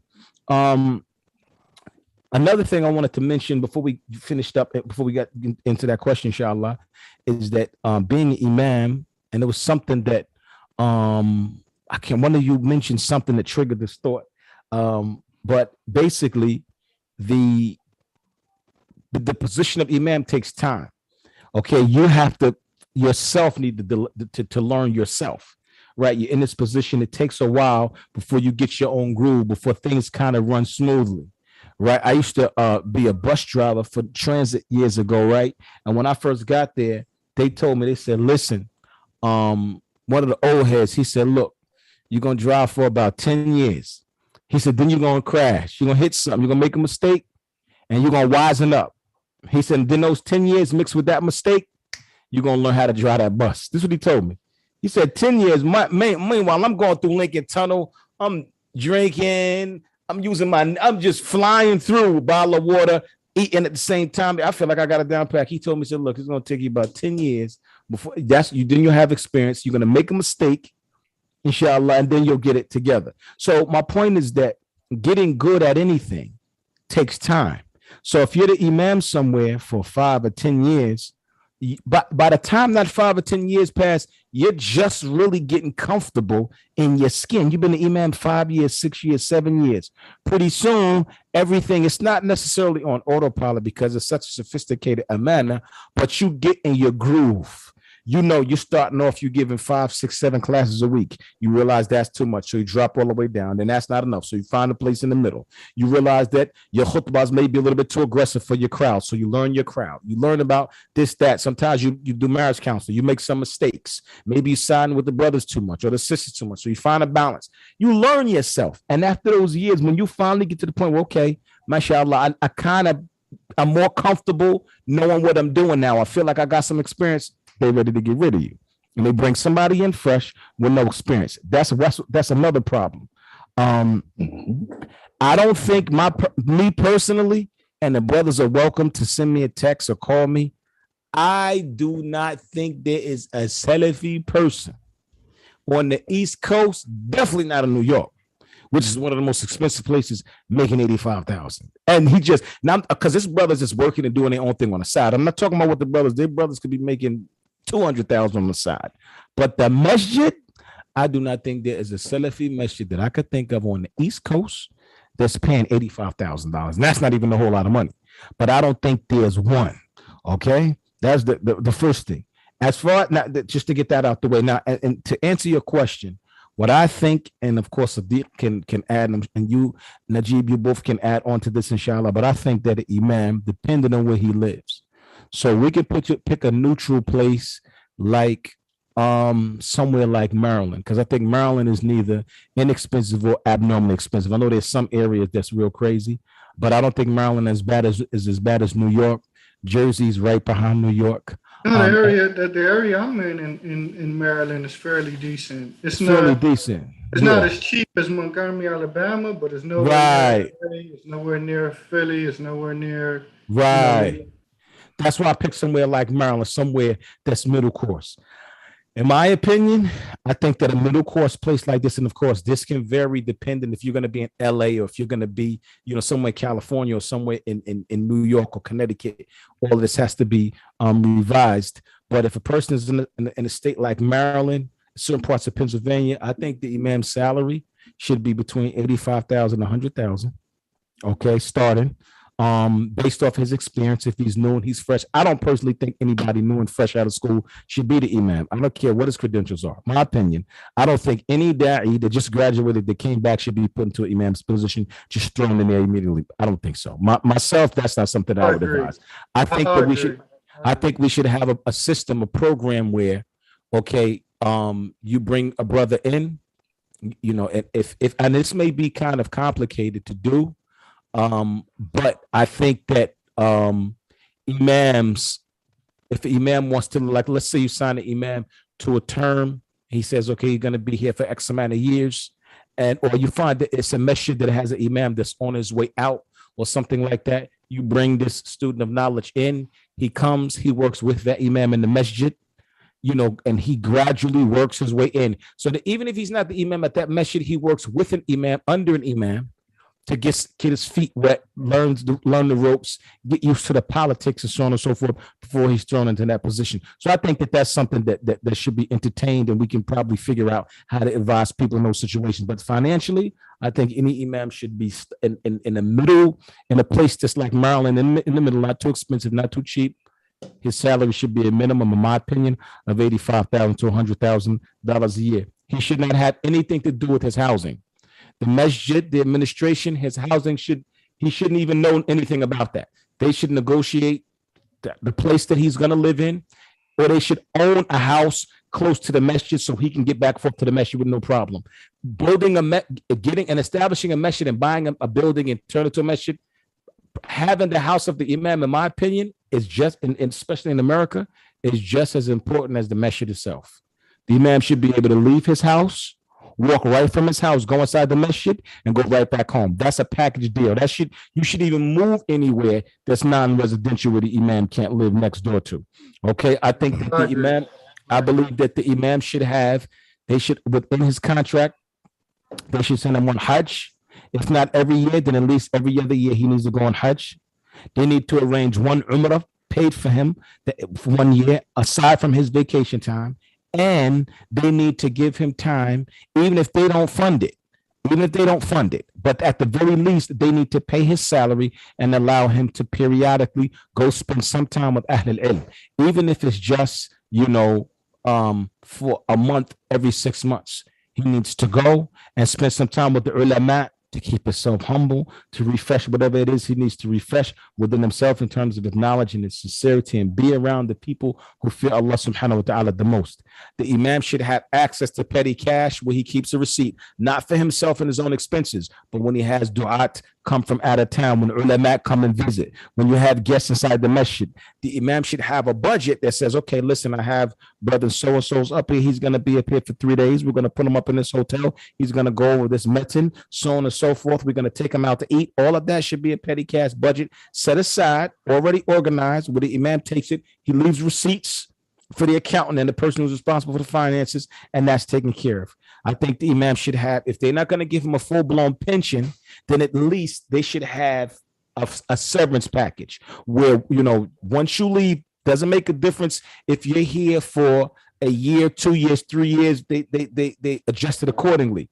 But upon once you leave here, when you leave, you're going to be given this amount of money. When you leave out, you're going to be given, because a lot of times the Imam, he can't do anything else. He's committed to the community. So if he was to lose that job today, and they say, look, we're not going to renew your contract, right? Firstly, they should give him a certain amount of time before they let him know that they're not going to renew his contract. And then they should, and I know that can be conflicting sometimes, because if Imam knows and sick that they're not going to renew his contract and they give him 3 months in advance, if he's not mature enough and developed enough as a man, he can start to drag in his job, and he can become complacent, and it can even become problematic. And some things can take place between him and administration that are not good.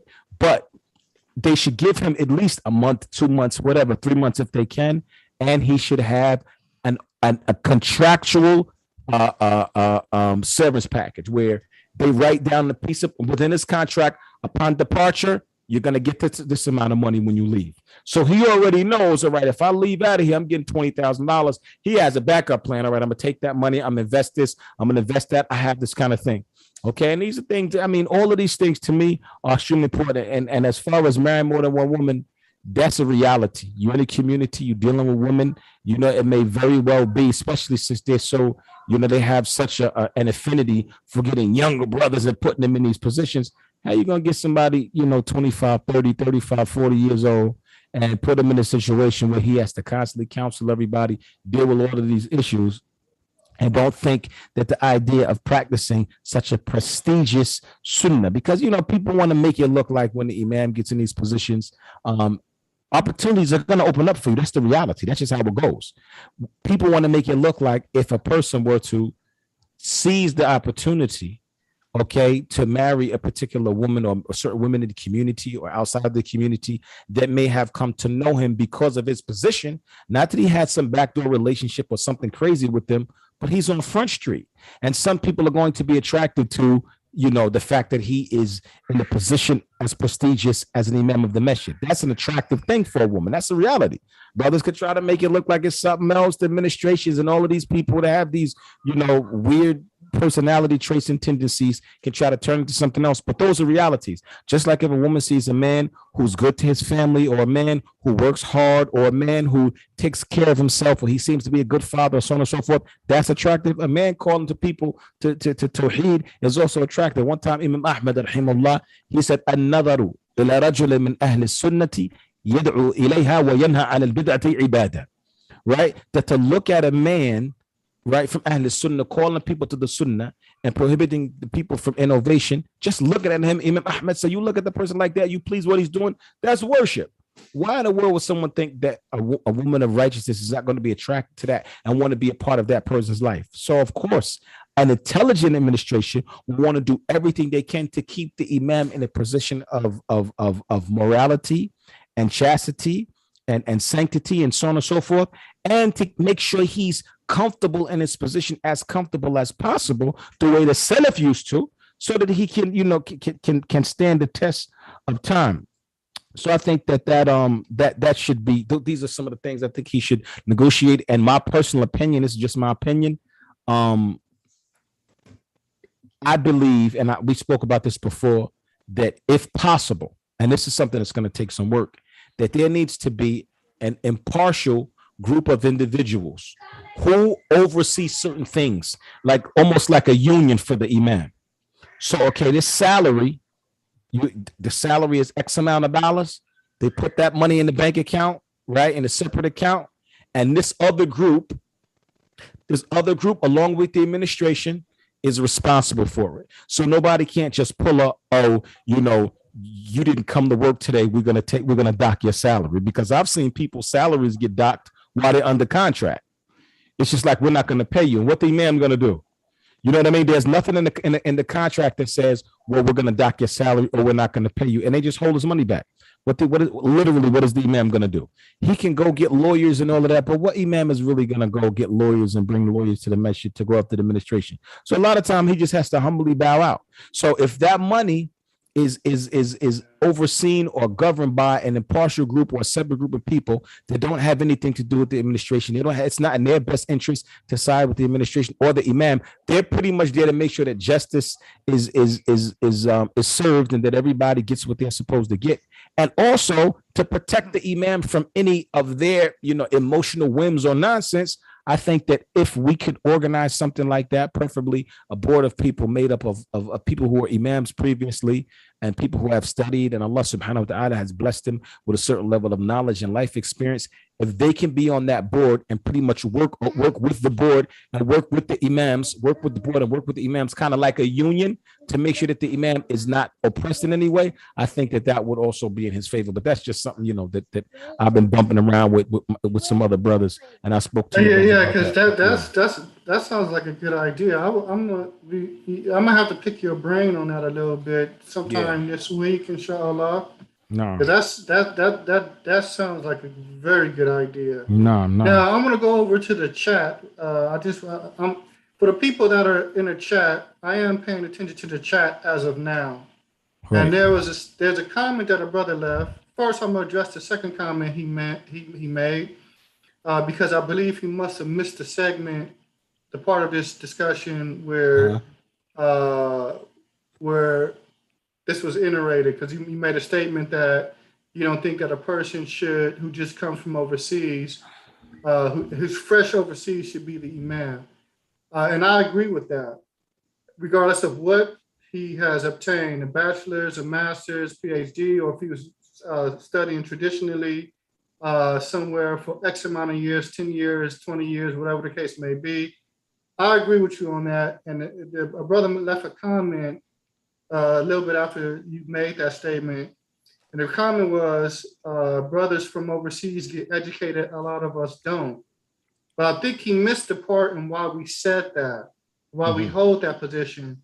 And for me, and you, Ismail, you can speak better for yourself, but for me, I hold that opinion because when you have brothers that spend an X amount of time overseas, 6 years, 10 years, 12 years, whatever the case may be, brothers are literally out of touch with what's going on over here.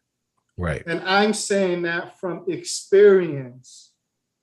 When I came back from overseas in 2010 from Yemen, I was out of touch with what was going on over here. I heard a da'i who was fresh back into the States was stating that if you have certain circumstances, he was using the correct principle about getting credit cards. He was using the correct principle, but he was out of touch with what was going on over here, because he was stating that the credit card could be used to get this and to get that. And when I say that he was out of touch, because obviously he didn't know you could achieve those same things with a debit card. Right. And so you don't have to get the credit card. But he's probably thinking 12 years ago when he was in the States, how it was when you couldn't get those things with a debit card. Right. Right. And so the point that I'm making is when brothers come back in, they need time to to resettle back into the society to understand how things are going now. Because when they left 12 years ago or 6 years ago or 10 years ago, certain things may have been one way that have changed now. And to a degree, when a person comes back in, they're out of touch a little bit. Right. That's one. And then two, to your point, man, you got some young dude that was 18 and then went overseas to the Islamic University and studied 10, 12 years, and then he comes back. He left a boy. He wasn't a child or child. Well, not a child in the sense of Islam, but I'm speaking from a cultural perspective as opposed to a literal. He doesn't have real life experience. He never paid rent anywhere. He never had responsibilities upon him in the society for taking care of himself and thus forth and so on. Now he comes back and then he's thrust into that type of position. Right. This is why that statement was made, regardless of the knowledge that he has. Right. What we're saying is just break him in. But exactly, and that's clear from that was clear. But so another statement that the brother made, most Black Muslims, and this is something I do think needs to be touched on. Most Black Muslims live in poverty. It's a Christian country. That's why they can afford to pay more. It's more of them. Brothers have to promote education. So I'm going to leave the floor open to whoever wants to address that. Sadiq, you want to go in, or can I make one? Let me make one little small statement, and then I'm sure. Just to respond to that, brother. I don't. With all due respect, barakallahu feek, I just came from a place where I seen some of the bread that the brothers got. Like I know how much money is circulating in on the East Coast. That ain't nothing. $100,000. I know brothers would pay that. Like, here, take that $100,000. One time I was talking to a brother about some business. One time, I said, I was trying to do some business and I was a little, I was short. So I asked him. I said, look, I'm trying to make this investment. I want to do this. I'm going to get into that, but I'm about X amount of dollars short. I think I was like $15,000, $20,000 short. Something I wanted to do, and I had an idea. I'm like, man, I got X amount of dollars, but it looked like I might need another $15,000 for $20,000, something like that. It was years ago. Okay. When I was the Imam still, but it was some years ago. He said, man, I just made an investment. Otherwise, I'll give it to you. I'd have gave it to you right now. I said, no, I wasn't trying to get it from you. I was asking you, do you think I should still go along? Because he's a businessman. And I'm asking him, does he think I should still go along and try to move forward with the investment and make whatever moves I can make with the amount of money that I had on hand? Or should I wait until I get all the capital that I really believe I need and move forward? So he was like, when he heard me say, he was like, man, I'm sorry. I wish I could just help you so you go ahead and do what you need to do. He said, but I just made an investment, right? And this is not one of the big businessmen. This is like one of the regular, mashallah, he do good, but he one of the big ones. I said, he said, I just invested some money in the supermarket or some type of market. He said he opened. So I said, well, it was about 100, 150,000. He looked at me.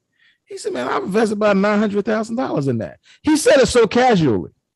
This just a regular brother that will come to the Masjid from time to time, be in different areas, whatever the case is.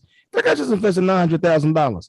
Now I know people who have way more money than him. You understand? You the Imam, you getting people are coming to you with zakat questions, all kind of things are going on. So you get a chance, not that you're in people's pockets, you get a chance to see what kind of bread you sitting around like. And we don't got a school. You know what I mean? I've seen people pay zakat, and it's like thousands and thousands of dollars. There was one masjid. I remember one time it was a masjid, and Imam Hamza, Abdul Salam, Imam Hamza, Abu Isa. He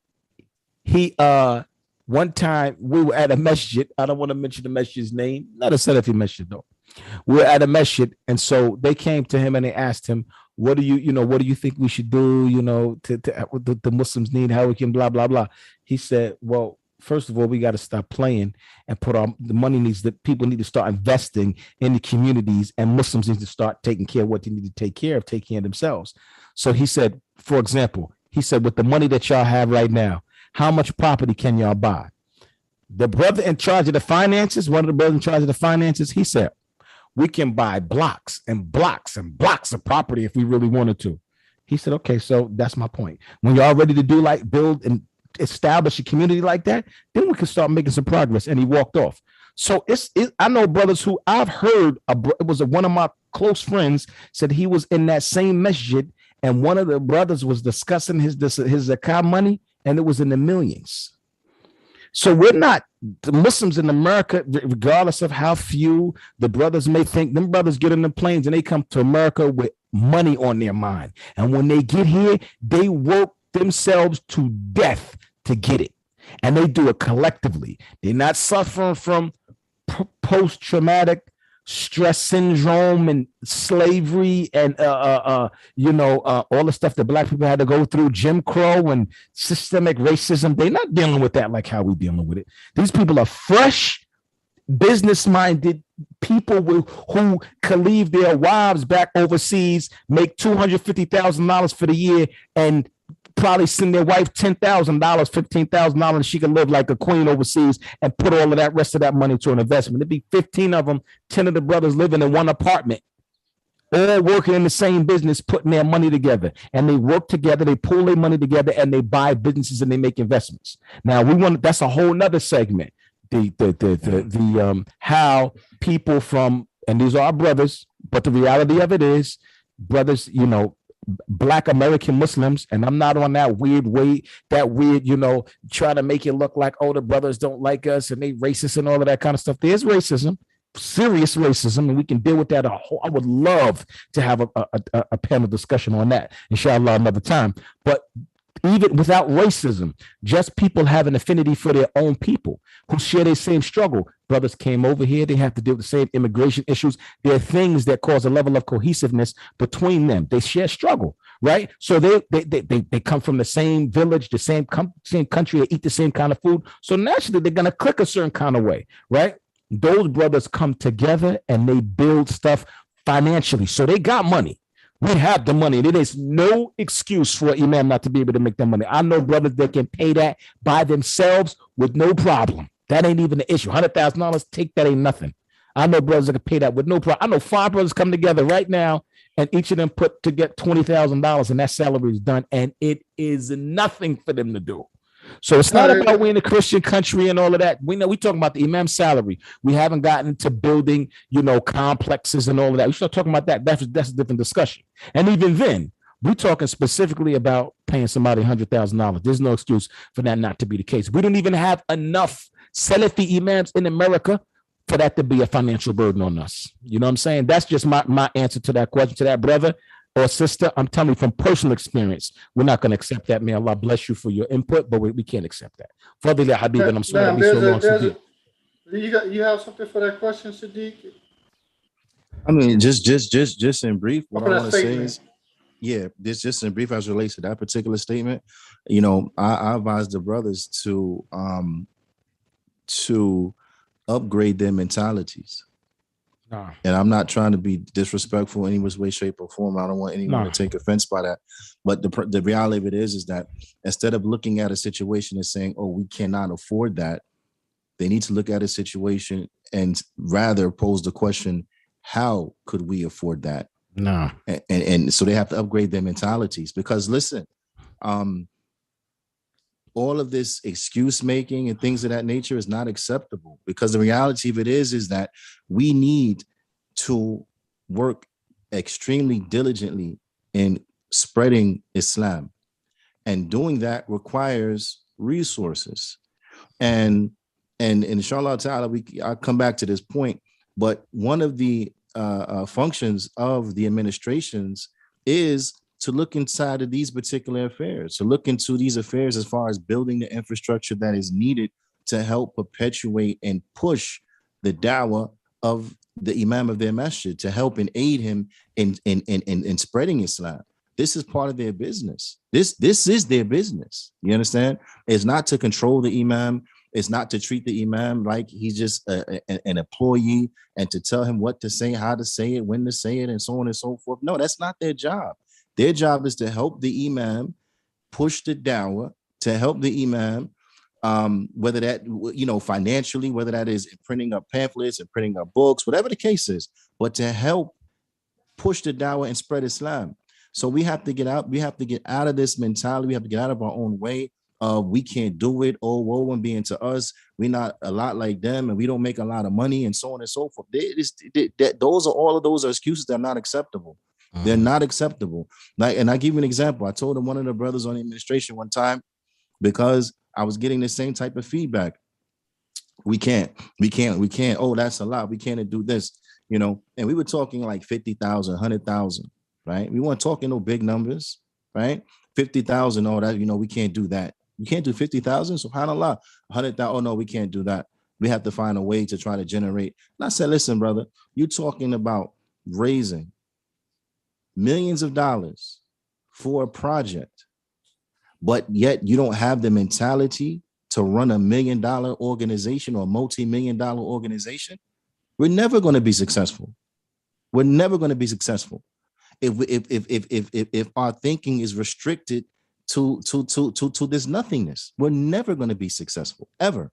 So the reality of it is that yes, education is important. I mentioned education. Yeah, education is important, but education is not the all answer. Go ahead and you get it. You get educated, and then for what? You get a job. That's going to make you successful. This is not the industrial age anymore. This is the information age.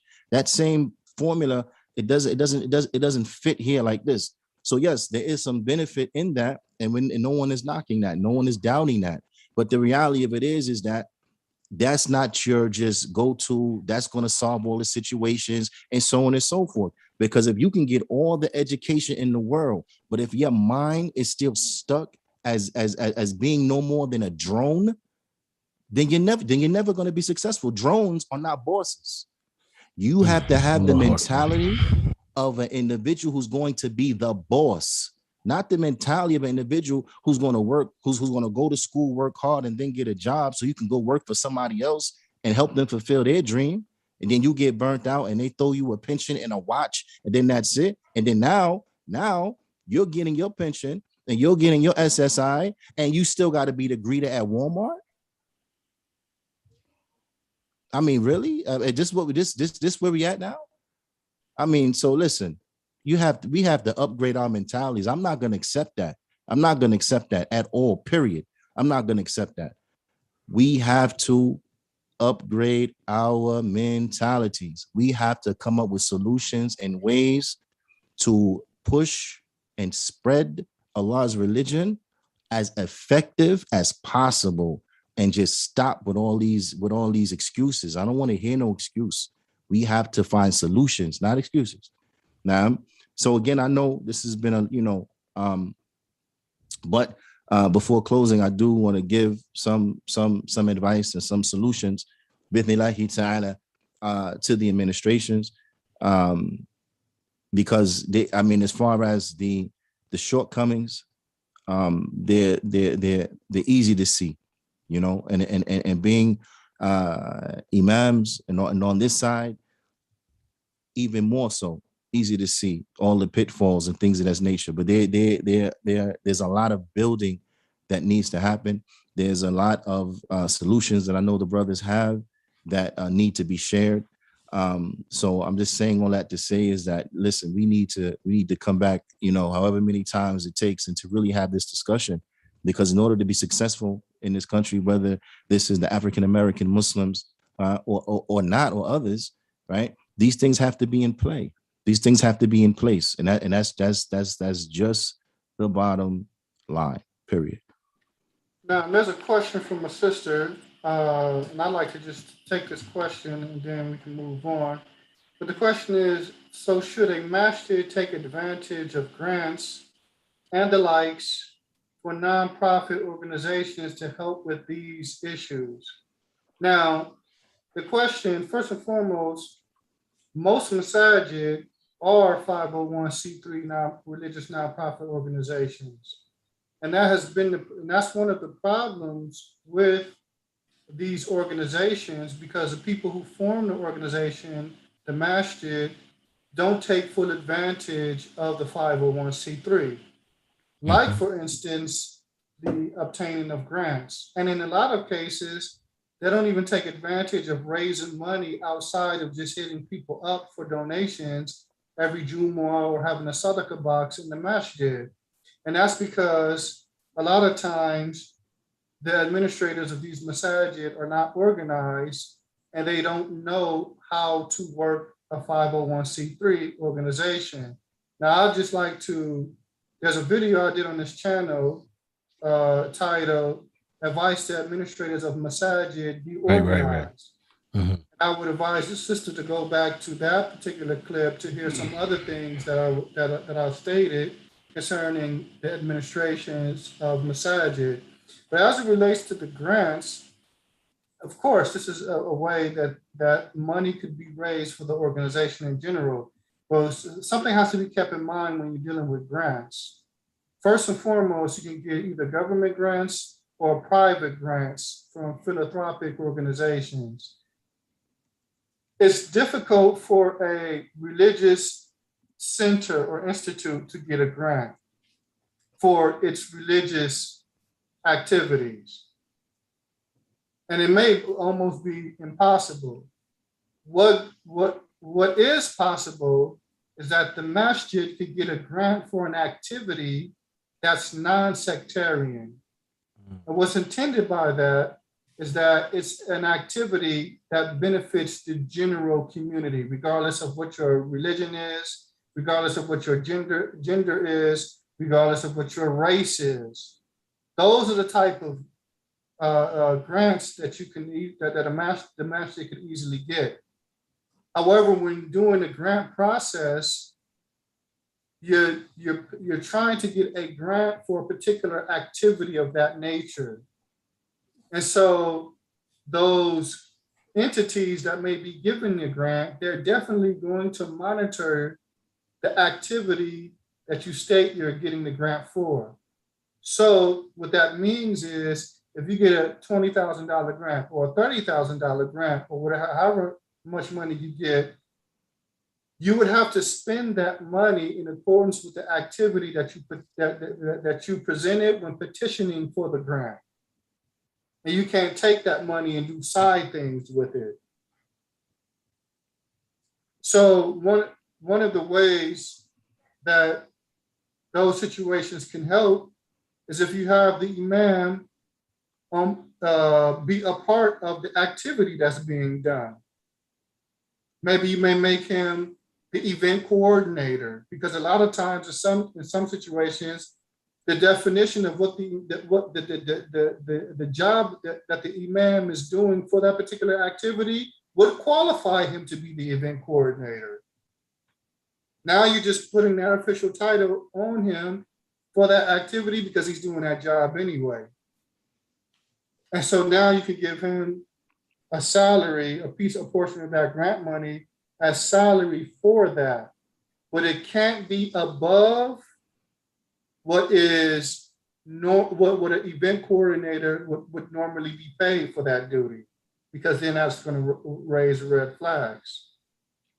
And to be straight up, a lot of events that the masajid do, especially as it relates to, for instance, feeding the community or whatever the case may be, you have sisters cooking, sisters are involved, you have brothers volunteering their time to give out flyers and thus forth and so on. That grant money could be used to pay all of them. Things that sisters normally do for free. That grant money, depending on the size of the grant money that's given, look, it was given for that activity. And so if you have an excess of, say for instance, it only costs you 10 grand to pull off the event. And this is without actually paying the people that labor to help bring it to fruition. But you're paying for the material things needed to be able to pull it off. And you still have an excess of money left over. Look, pay the people that labor to put it together. The people who set up the chairs, the people who cooked, the people who did this, the people who did that. That grant money, it was given for that purpose. No. So I'm trying to detail that and be as simple as possible. But to simplify the question, yes, grant money can be used to help that situation.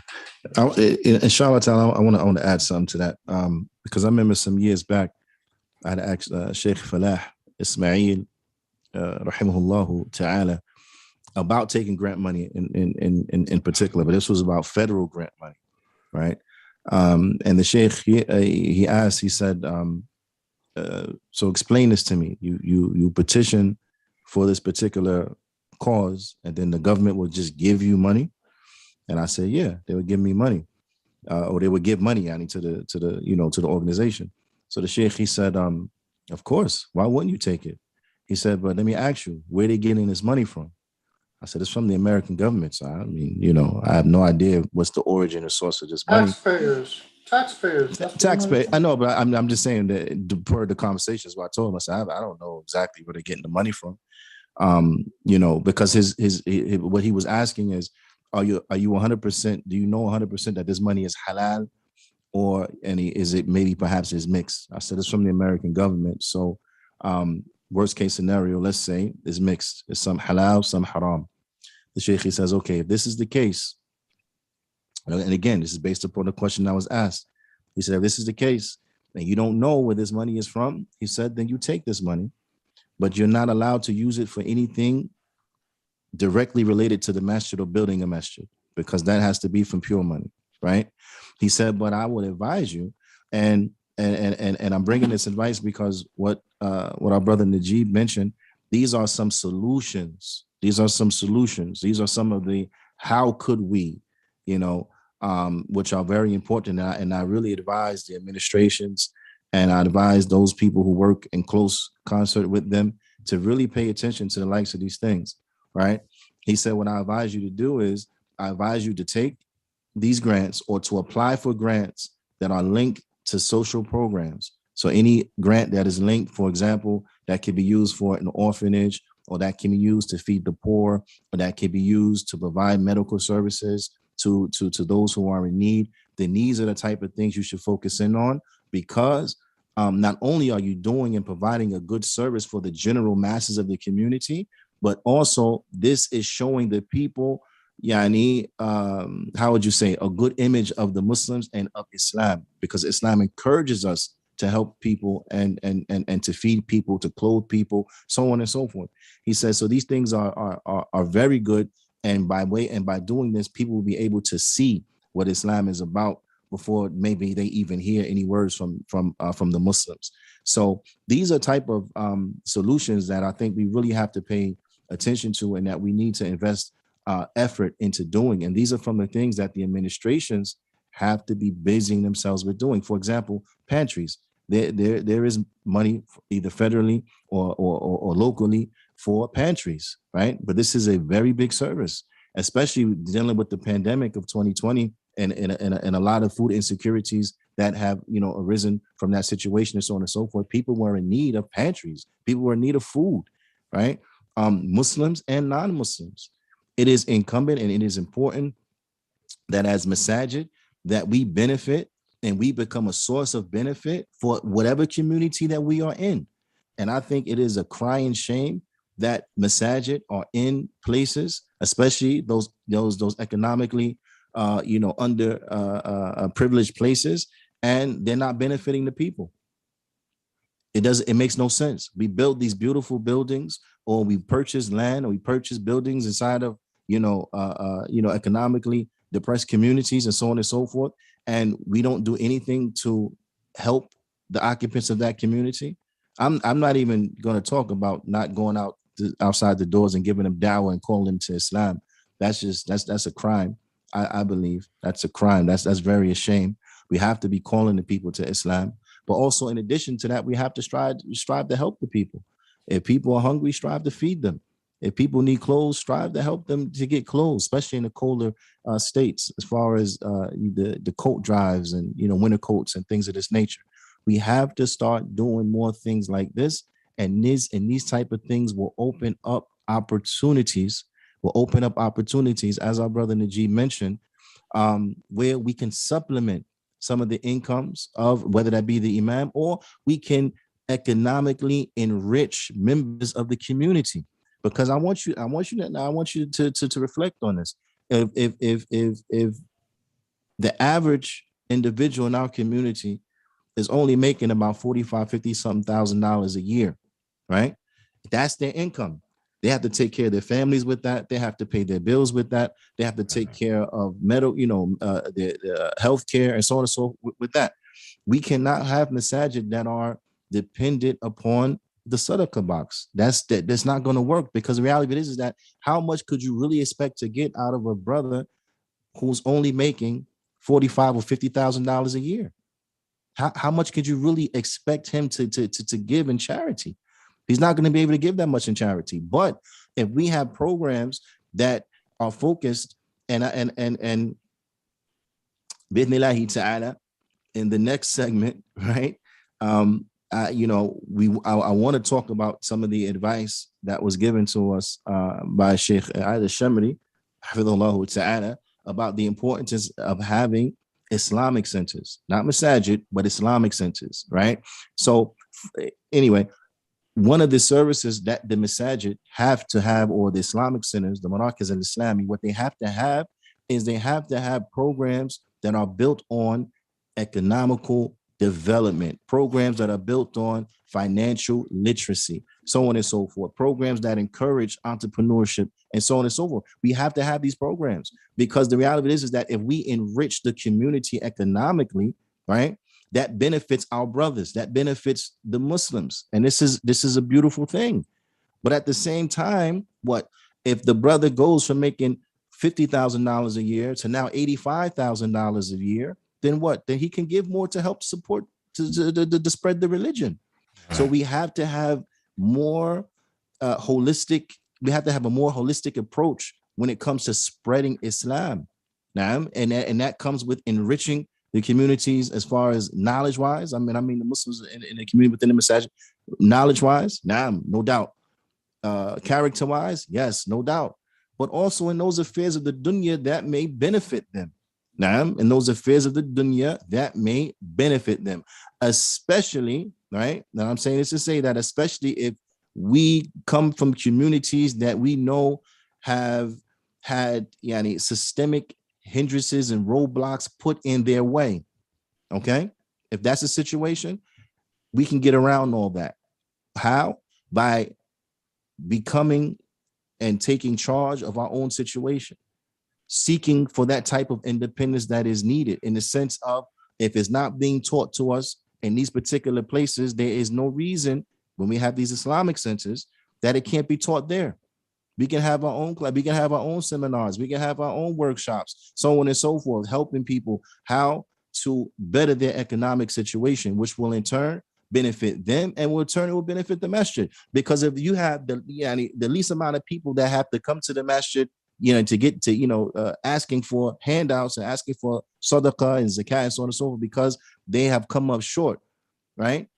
Then this would by itself open up the door for us to what? To do more and to try to call people to Islam, to do more and to spread Islam. Because if these individuals are not in need of taking, then this means that they are in a position of the upper hand. They are in a position to give. So now when it comes to let's cook up some food and give it out to the people, the master doesn't have to put forth a dime for it. The people could afford it to donate all of the food and to donate their time and to give out the food to the people, so that those students of knowledge, those brothers who are capable, they can give dawah to the people who are coming, who want to learn about Islam, right? Because some people may take a plate, some people might take a plate and ask for a Quran. Why not? Feed the community, feed the people, show them the beauty of Islam, and then talk to them about Islam if they ask you about Islam. Talk to them about Islam if they're interested in learning about Islam. So when we take these approaches, it helps to benefit every aspect of it. So we have to start thinking bigger. We have to start thinking better. We have to start doing better. And again, we got to stop with all the excuses. Hey, in fact, I just want to bring attention to something that we're currently working on as well in that regard. we have the life skills and self-improvement seminar that we're currently organizing, myself and Sadiq. And some of the programs the seminars will be based on brothers and sisters being able to do just that. Now, I want to take it home in on a particular lecture that will be, or class, not necessarily lecture, because these are more like classes, the subject of what a nonprofit is and the benefit of establishing a nonprofit. Now, when most people look at nonprofits one way, that you organize a nonprofit for the purpose of fulfilling some type of, for aiding some type of cause, regardless of whatever that cause may be. And so money is raised by various means, from fundraising to grants and thus forth and so on, to help with that particular cause. That is usually how the nonprofit is looked at by most people, but a lot of people don't seem to understand that a nonprofit organization is run like a for-profit organization. And the speaker that we're going to have talk on these subject matters is a dear friend of mine. We refer to him as Abu Corporate. He's one of the brothers in LA. And you can have a phone conversation with him, and you walk away like you just sat in the darts. No, seriously, this guy is sharp like that. And in fact, he was the one that had this talk with me years ago about what I'm about to say now. A nonprofit is run like a for-profit business. The only difference is the excess money that a for-profit business makes. Well, let me say it like this. A nonprofit is run just like a for-profit business. So when a for-profit business has a product that they're selling, it still takes money to operate the business, because you have to hire employees, you have to get the product, and you have to do whatever else it takes to get the product in the faces of the people, from marketing, advertising, and thus forth and so on. That's referred to as operational fees. And so the excess money after that, after all that is done, is your profit. And that's what the owner of the business gets to walk away with, because it's a for-profit business. A nonprofit is run the same way, with the exception of the excess money being profit. Why? Because that excess money goes to the cause in which the nonprofit was established for. Mm-hmm. But the money that's raised for the nonprofit, a certain amount of it has to go into the nonprofit as operational fees, because a nonprofit has to be able to operate itself. This is well known for anybody that knows anything about business and for-profits and nonprofits. So the benefit of Muslims who are working 9-to-5 jobs, the job is tricking you and telling you you have to sacrifice for the job. You're making $30,000, $40,000, or $50,000, and thus forth and so on. The benefit for you to start a nonprofit outside of the cause that you're establishing a nonprofit for is that you create a job for yourself. And you can consequently put yourself in a different tax bracket. Why? Because a for-profit is run just like a nonprofit. I mean, a nonprofit is run just like a for-profit. So if we look at the average, what the average CEO of a for-profit company makes per year, especially one of those big companies, they're making between around $100,000 to $120,000 yearly, annually. And that's besides the bonuses and things of that nature. Right. So if your nonprofit becomes a big nonprofit like Wounded Warriors, and I'm going to express why I mentioned Wounded Warriors specifically. But if your nonprofit starts gathering money like Wounded Warriors, the CEO of Wounded Warriors was getting paid $120,000 a year, and that's legal. Why? Because a nonprofit is run just like a for-profit business. And so this, I'll go back, why I brought up Wounded Warriors is because I had a talk with our brother Abu Corporate concerning this years ago. And I understood it, but it really didn't click until I was in Montgomery, Alabama, and I saw on the news while I was at work how the news was bringing all this scrutiny on Wounded Warriors because they were making all this money, and they brought in a flamboyant CEO that was trying to take Wounded Warriors to other heights, and he was doing things like having annual meetings at real luxurious hotels. And the nonprofit was paying for stuff like ex-soldiers jumping out of helicopters, parachuting down like a show type stuff, or what's the word I'm looking for? Coming down the side of the hotel on the walls. I can't recall the word that's used for that.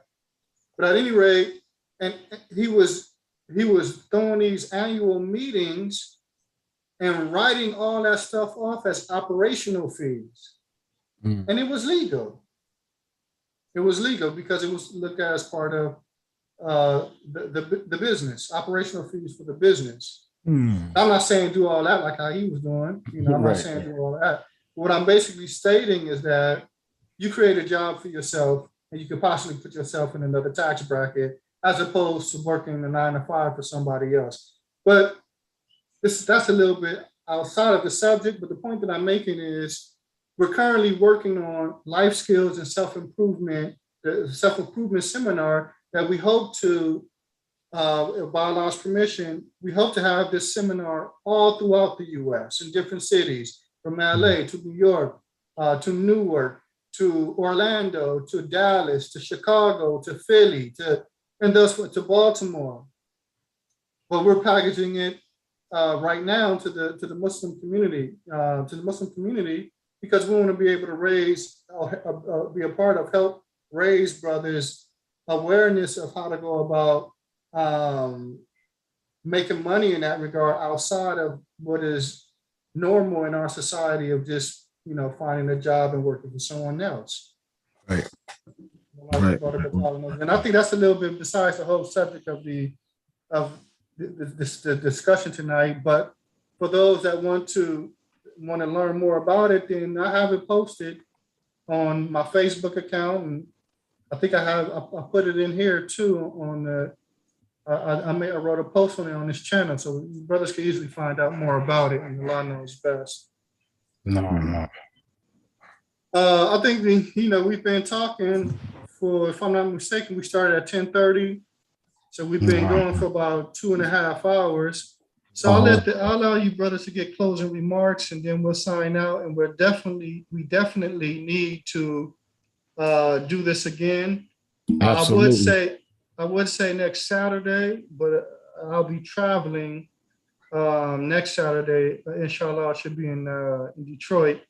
Inshallah, so may have to pick it up another time, and of course I'll be in contact with the brothers to arrange that, inshallah. No. Fadal ya Sadiq. I gotta get my charger. Fadal. Naam, hayakallah.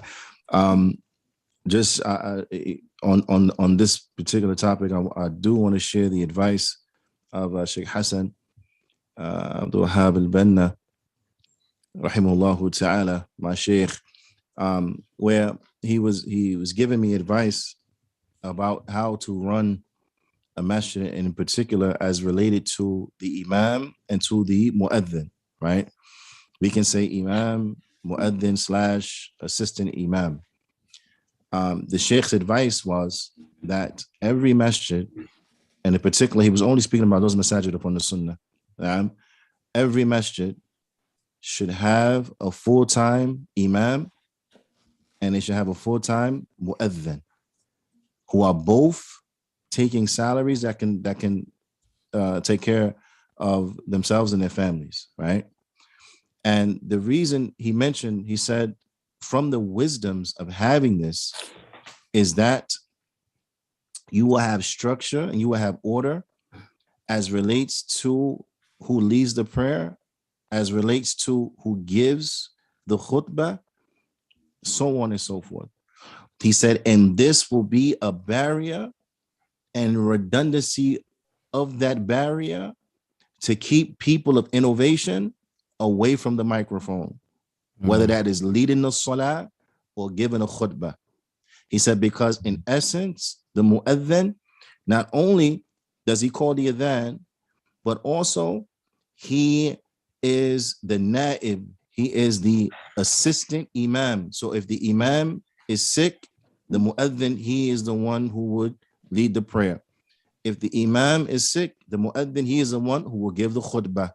So the mu'adhin is there as a official backup, but in addition, whatever skills that imam has, whatever skills that mu'adhin has, then he will also teach in those capacities. Naam. And this kind of goes into the advice of Sheikh Saleh Suhaimi, hafidhahullah ta'ala, as relates to the student of knowledge. When you come back, the student of knowledge, if given an opportunity to take one of these positions, then alhamdulillah, for the administrations, before getting to what the Sheikh said, this is an opportunity for the administrations to understand, yes, we have to up our game. We're talking about, oh, it's too much to hire an imam. SubhanAllah, we mean too much to hire an imam. We're supposed to have an imam and a mu'adhin, both on salary, both full time. Because as the saying goes, full-time efforts lend to full-time results, and part-time efforts lend to part-time results. Do you understand? So, I think those who get it, get it. Those who don't, inshallah ta'ala, next time we talk about it more, bithnillahi ta'ala. But the point is that we have to step the game up. And as far as the mu'adhin, also the mu'adhin should be a student of knowledge as well. The mu'adhin should be an individual who could be the imam, and vice versa. And no one should be ashamed to, so I don't want to be a mu'adhin. I studied all these years and so on and so forth. You could be a mu'adhin, it's no problem. Because the mu'adhin should be there to help. So the mu'adhin should teach classes. Sheikh Saleh Suhaimi, he advises students of knowledge. He said that everyone should teach in according to their ability. The Prophet ﷺ said, "Ballighu anni walau ayah," that convey from me, even if it's one verse. So the Sheikh, he says, so what this means is that what? If the mu'adhin, or if the student of knowledge, if they could teach tajweed, ahkam tajweed, he said, then you teach tajweed and you don't teach nothing else, because that's all you know. He said, but if Allah has blessed you to learn ahkamul tajweed, Allah Ta'ala has blessed you to learn Arabic. And the reason why he started with these things is because, as Sheikh Saleh, Sheikh Abdulaziz al-Sheikh, he mentions that the student of knowledge, he should start with proficiency in the Quran, learning how to read the Quran. And learning how to read the Quran, proficiency in the Quran as far as its recitation and reading it, then of course there's ahkam tajweed. So this is something that every student of knowledge should know. Okay? This is something that every student of knowledge should know. Ala kulli hal. So you said if that's the only level you got to was ahkam tajweed, you could teach people how to read, you could teach people the alphabet, so on and so forth, do that. If Allah has blessed you, that you can teach people that, and you can teach people how to learn how to teach them Arabic, okay, then you teach Arabic. If you can teach people the tafsir of Surah Al-Fatiha, then you teach people the tafsir of Surah Al-Fatiha. If you can't go beyond that, then you don't talk about Surah Al-Baqarah. You just keep teaching Surah Al-Fatiha over and over and over and over and over again. He said, and so on and so forth. This was his advice, that everybody should help out as much as they're possibly able to do. You do what you can, and you do not go beyond your ability. And everyone help and teach as much as they can, because like this will enrich the community. Because if the mu'adhin has a class where he's teaching ahkamul tajweed, then the imam don't have to do that. The imam could focus on something else. If the mu'adhin has a class where he can teach tafsir of Surah Al-Fatiha, right, and how to recite it properly, then the imam don't have to do that. He could teach something else. If the mu'adhin has a class where he's teaching people how to read Arabic, then the imam doesn't have to do that. He can teach something, so on and so forth. And like this, we're able to, build our communities. You understand? So we have to start thinking along this way in order to, really take it to the next level, and to, stop getting in our way. You know what I mean? We have to stop getting in our way. And I'm talking specifically to us. This is us, to us, Salafi to Salafi. We have to stop getting in our way. We already don't have enough people. We don't have enough students. We don't. One of the brothers one time, he said to Sheikh Rabi', he said, Sheikh, I'm thinking about, stopping. I don't want to teach no more. The Sheikh, he said, okay. All right. He said, let me ask you a question. How many students of knowledge do you have teaching right now? Brother mentioned some number, you know what I mean? It wasn't a big number, right? The Sheikh, he said, okay. What's the population of America? The brother got the point. The overwhelming population of America, and you got how many students of knowledge? A few dozen, a few hundred. That's enough to give dawah to the whole country. You serious? We're at a point now where people could take time off. Shaykh Ahmed al-Najmi, rahimahullah ta'ala, he had mentioned, he says, if there are two students of knowledge in a village, then it is binding that both of them teach. They both have to teach. That's not enough people. That's nothing. If it's only two of y'all, none of y'all can afford to take off and say, I ain't going to teach. Everybody got to teach something. Whether that's ahkam wudu, ahkam tahara, how to make wudu, purification, how to pray. Everybody got to be benefiting somebody, the people with something, period. You don't have that opportunity. I remember years ago, I asked one of the scholars, because I was a young man. I was getting burnt out. I was hasty, harsh. Yeah, I used to be real rough, man, even rougher than now, right? Not using wisdom in a lot of cases and overextending myself. Now I was like burning myself out. So I said, listen, you know what? I got some other skills I can utilize. I don't got to do this imam thing. I'm thinking I'm a step down from being the imam, and I end up stepping down from being the imam. So I said, it's okay. It's okay if I can do that. And I'm looking for an answer. I'm fishing. You know what I'm saying? The Sheikh said, yeah, you don't have to be the imam no more. That's fine. No, it's not binding on you to be the imam. You don't have to be the imam. So I was like, word, that's what I want to hear. That's my, that's my justification. Sheikh said, I ain't got to be the imam. So I'm gonna step down. But the Sheikh, he said, but whoa, he said, wait, you don't have to be the imam. He said, but you still got to teach to the best of your ability.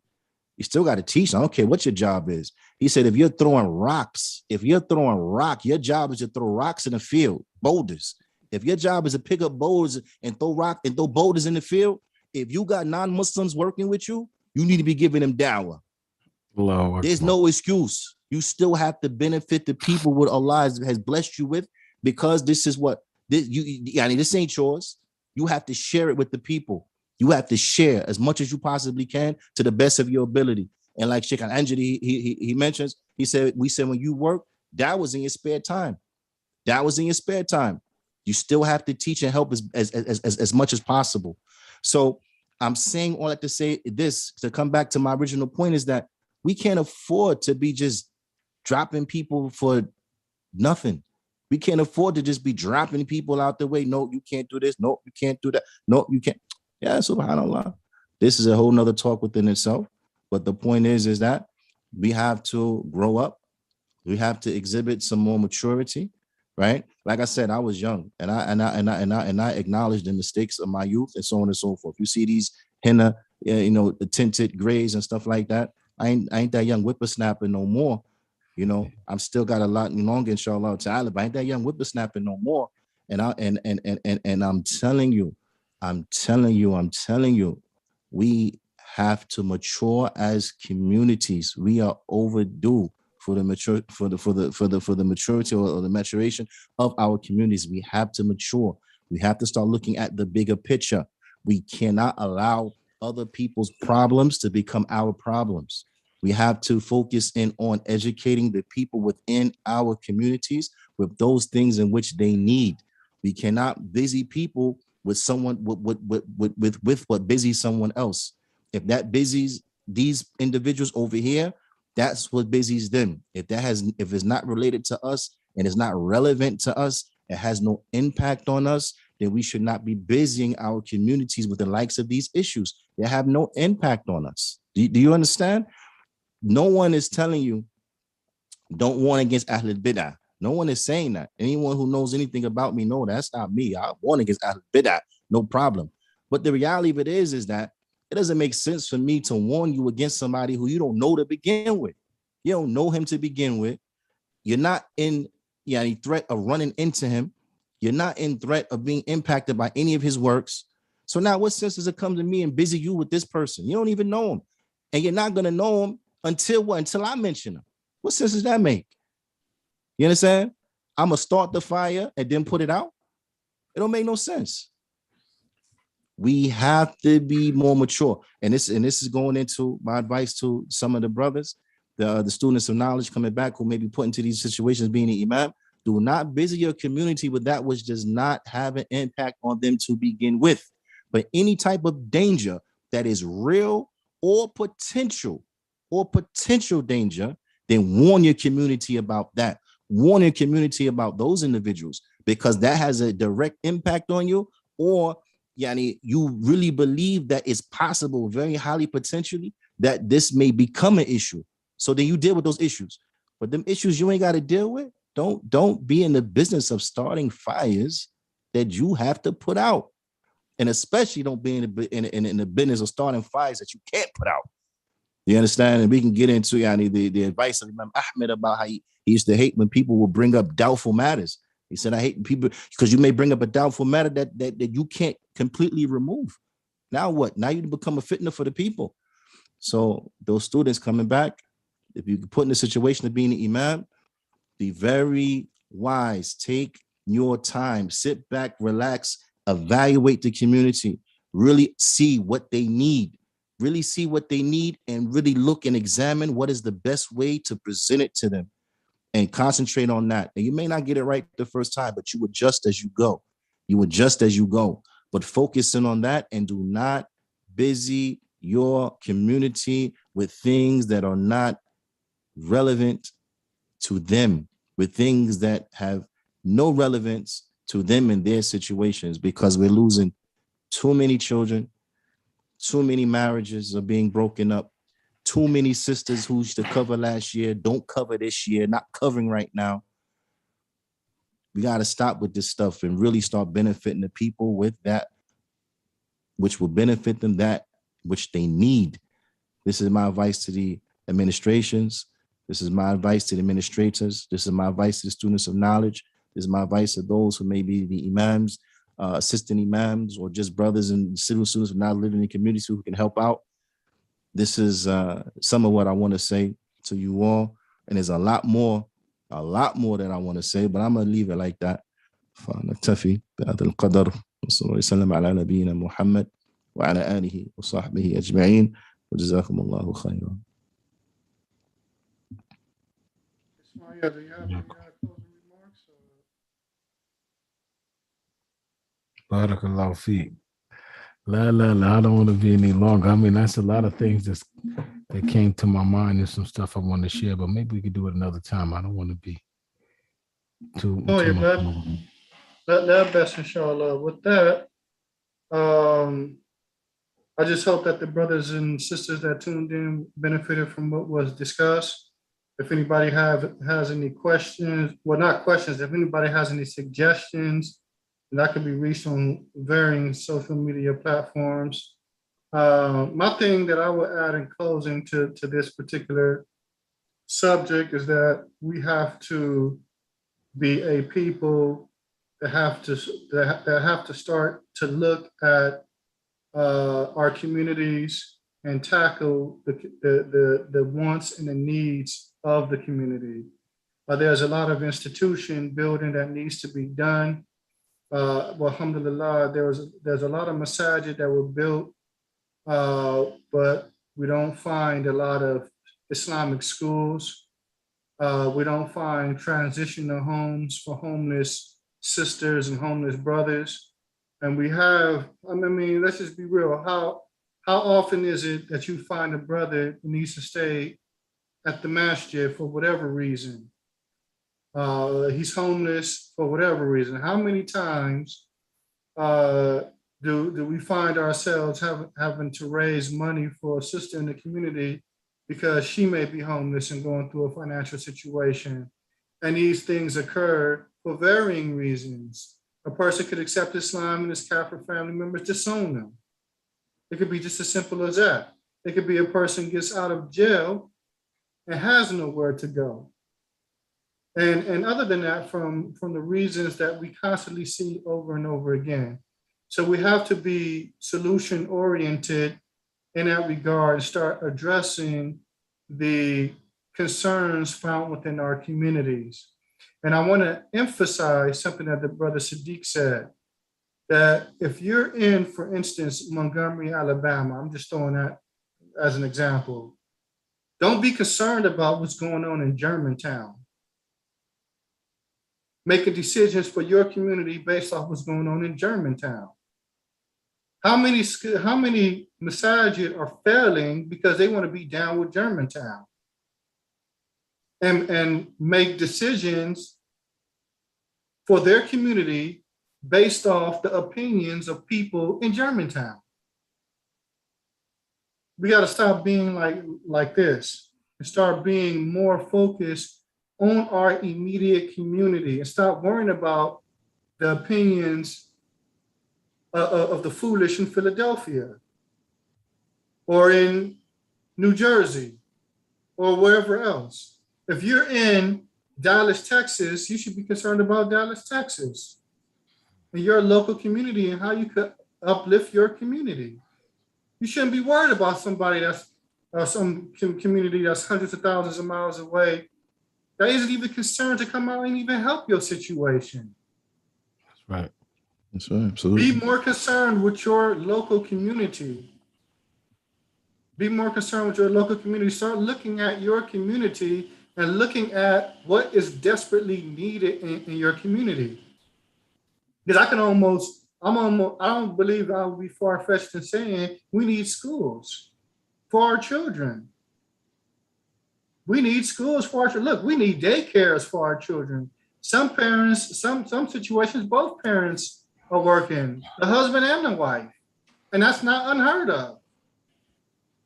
And we need daycares that we're comfortable with sitting our children in. Yeah, and thus forth and so on. And just to add one little thing to what you said, if we look at what, for example, Sheikh Sulaiman al-Ruhaili, hafidhahullah ta'ala, if he just these 10 essential things, being sincere when it comes to your relationship with Allah subhanahu wa ta'ala, you fulfilling this position and concentrating on sincerity and doing it for the pleasure of Allah subhanahu wa ta'ala. You concentrating on making sure that your khawf and your fear and your respect for Allah subhanahu wa ta'ala is being nurtured the way it's supposed to be nurtured. That you are conscious and aware of the fact that you have an amana that you have to fulfill and you do your best to fulfill it. That you busy yourself with seeking knowledge, that you understand that you have to be a qudwa hasana, that you have to be an excellent role model example for your community. So you focusing on your character, trying to make sure it develops. And they mentioned after that, husnul khuluq, having good character, right? Focusing on that, supplicating to Allah for that, doing the things that develop that part of you. And we know the ulama mentioned that the first part of having good character is how the slave is with his Lord subhanahu wa ta'ala, right? Concentrating and making sure that the people's prayer is what it needs to be.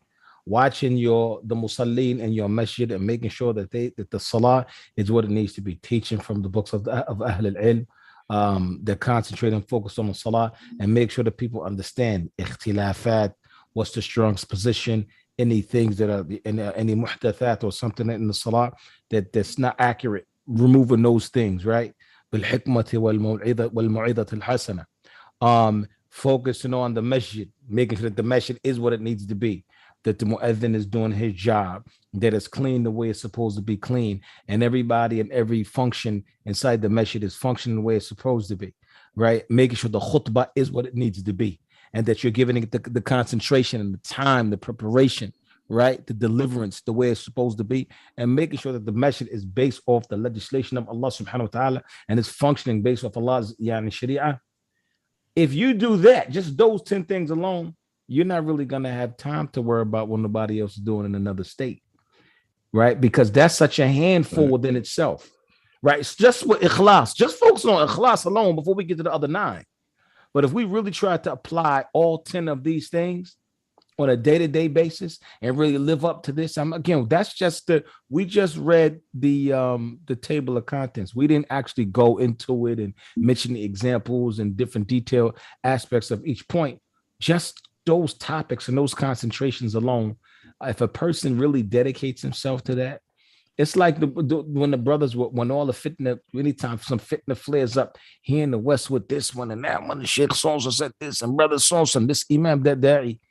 If you dedicate the time that it takes a man with the time that you give your wife and your children and your household alone, if you're committed to that, the way we're supposed to be committed to that, to our wives and our children, you don't really have a lot of time left over for fitna. You just don't, even if you wanted to get involved. The times in my life that I lend my ear and my tongue and my energy to fitna, I had some major things that I was neglecting. And the time that I focus on those things in my life, my family, my mother, this, that, whatever it is, I have to focus on your parents. You don't have, even if you wanted to get involved in the fitna, you couldn't. You know what I mean? There's so many things that just blew right past me. And they'd be like, so I'm like, but these brothers ain't friends no more. They're like, where you been? Because you don't have time for it. When you dedicate yourself and you commit yourself to something like these 10 things in your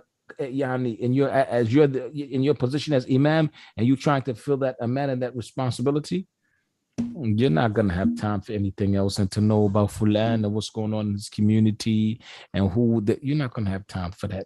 The things that, when you look at something as simple as al-inayatu bil masjid, okay, and you focus on your community, trying to keep bid'ah out of your community.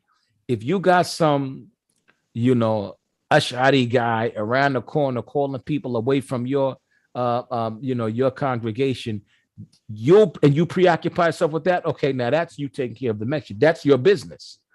But you worried about this qadari on the other side of the planet or 300 miles away from you, who has more than enough students of knowledge to deal with him, and nobody from your constituency even knows who that person is.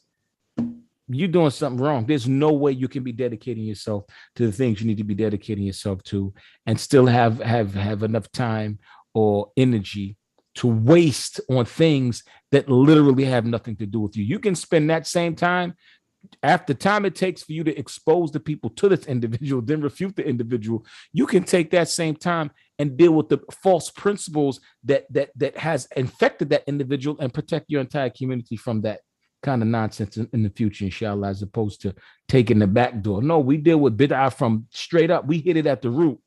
Okay, we don't have this particular person here in the community in our neighborhood causing that problem, but we know those principles exist. So what do?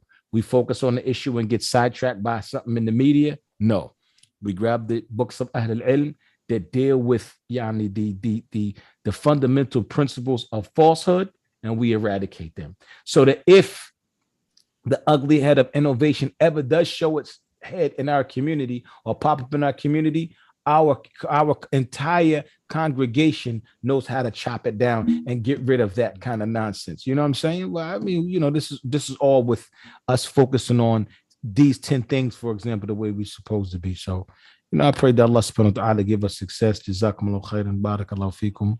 وهذا ما عندي وصلوات الله وسلامه على نبينا محمد وعلى آله وأصحابه أجمعين سبحانك اللهم وبحمدك أشهد أن لا إله إلا أنت أستغفرك وأتوب إليك. So we're going to leave it at that to the listening audience. I know we've taken a lot of time, and so we're going to close out there. سبحانك اللهم وبحمدك أشهد أن لا إله إلا أنت أستغفرك وأتوب إليك. To the listening audience, Assalamu alaikum wa rahmatullahi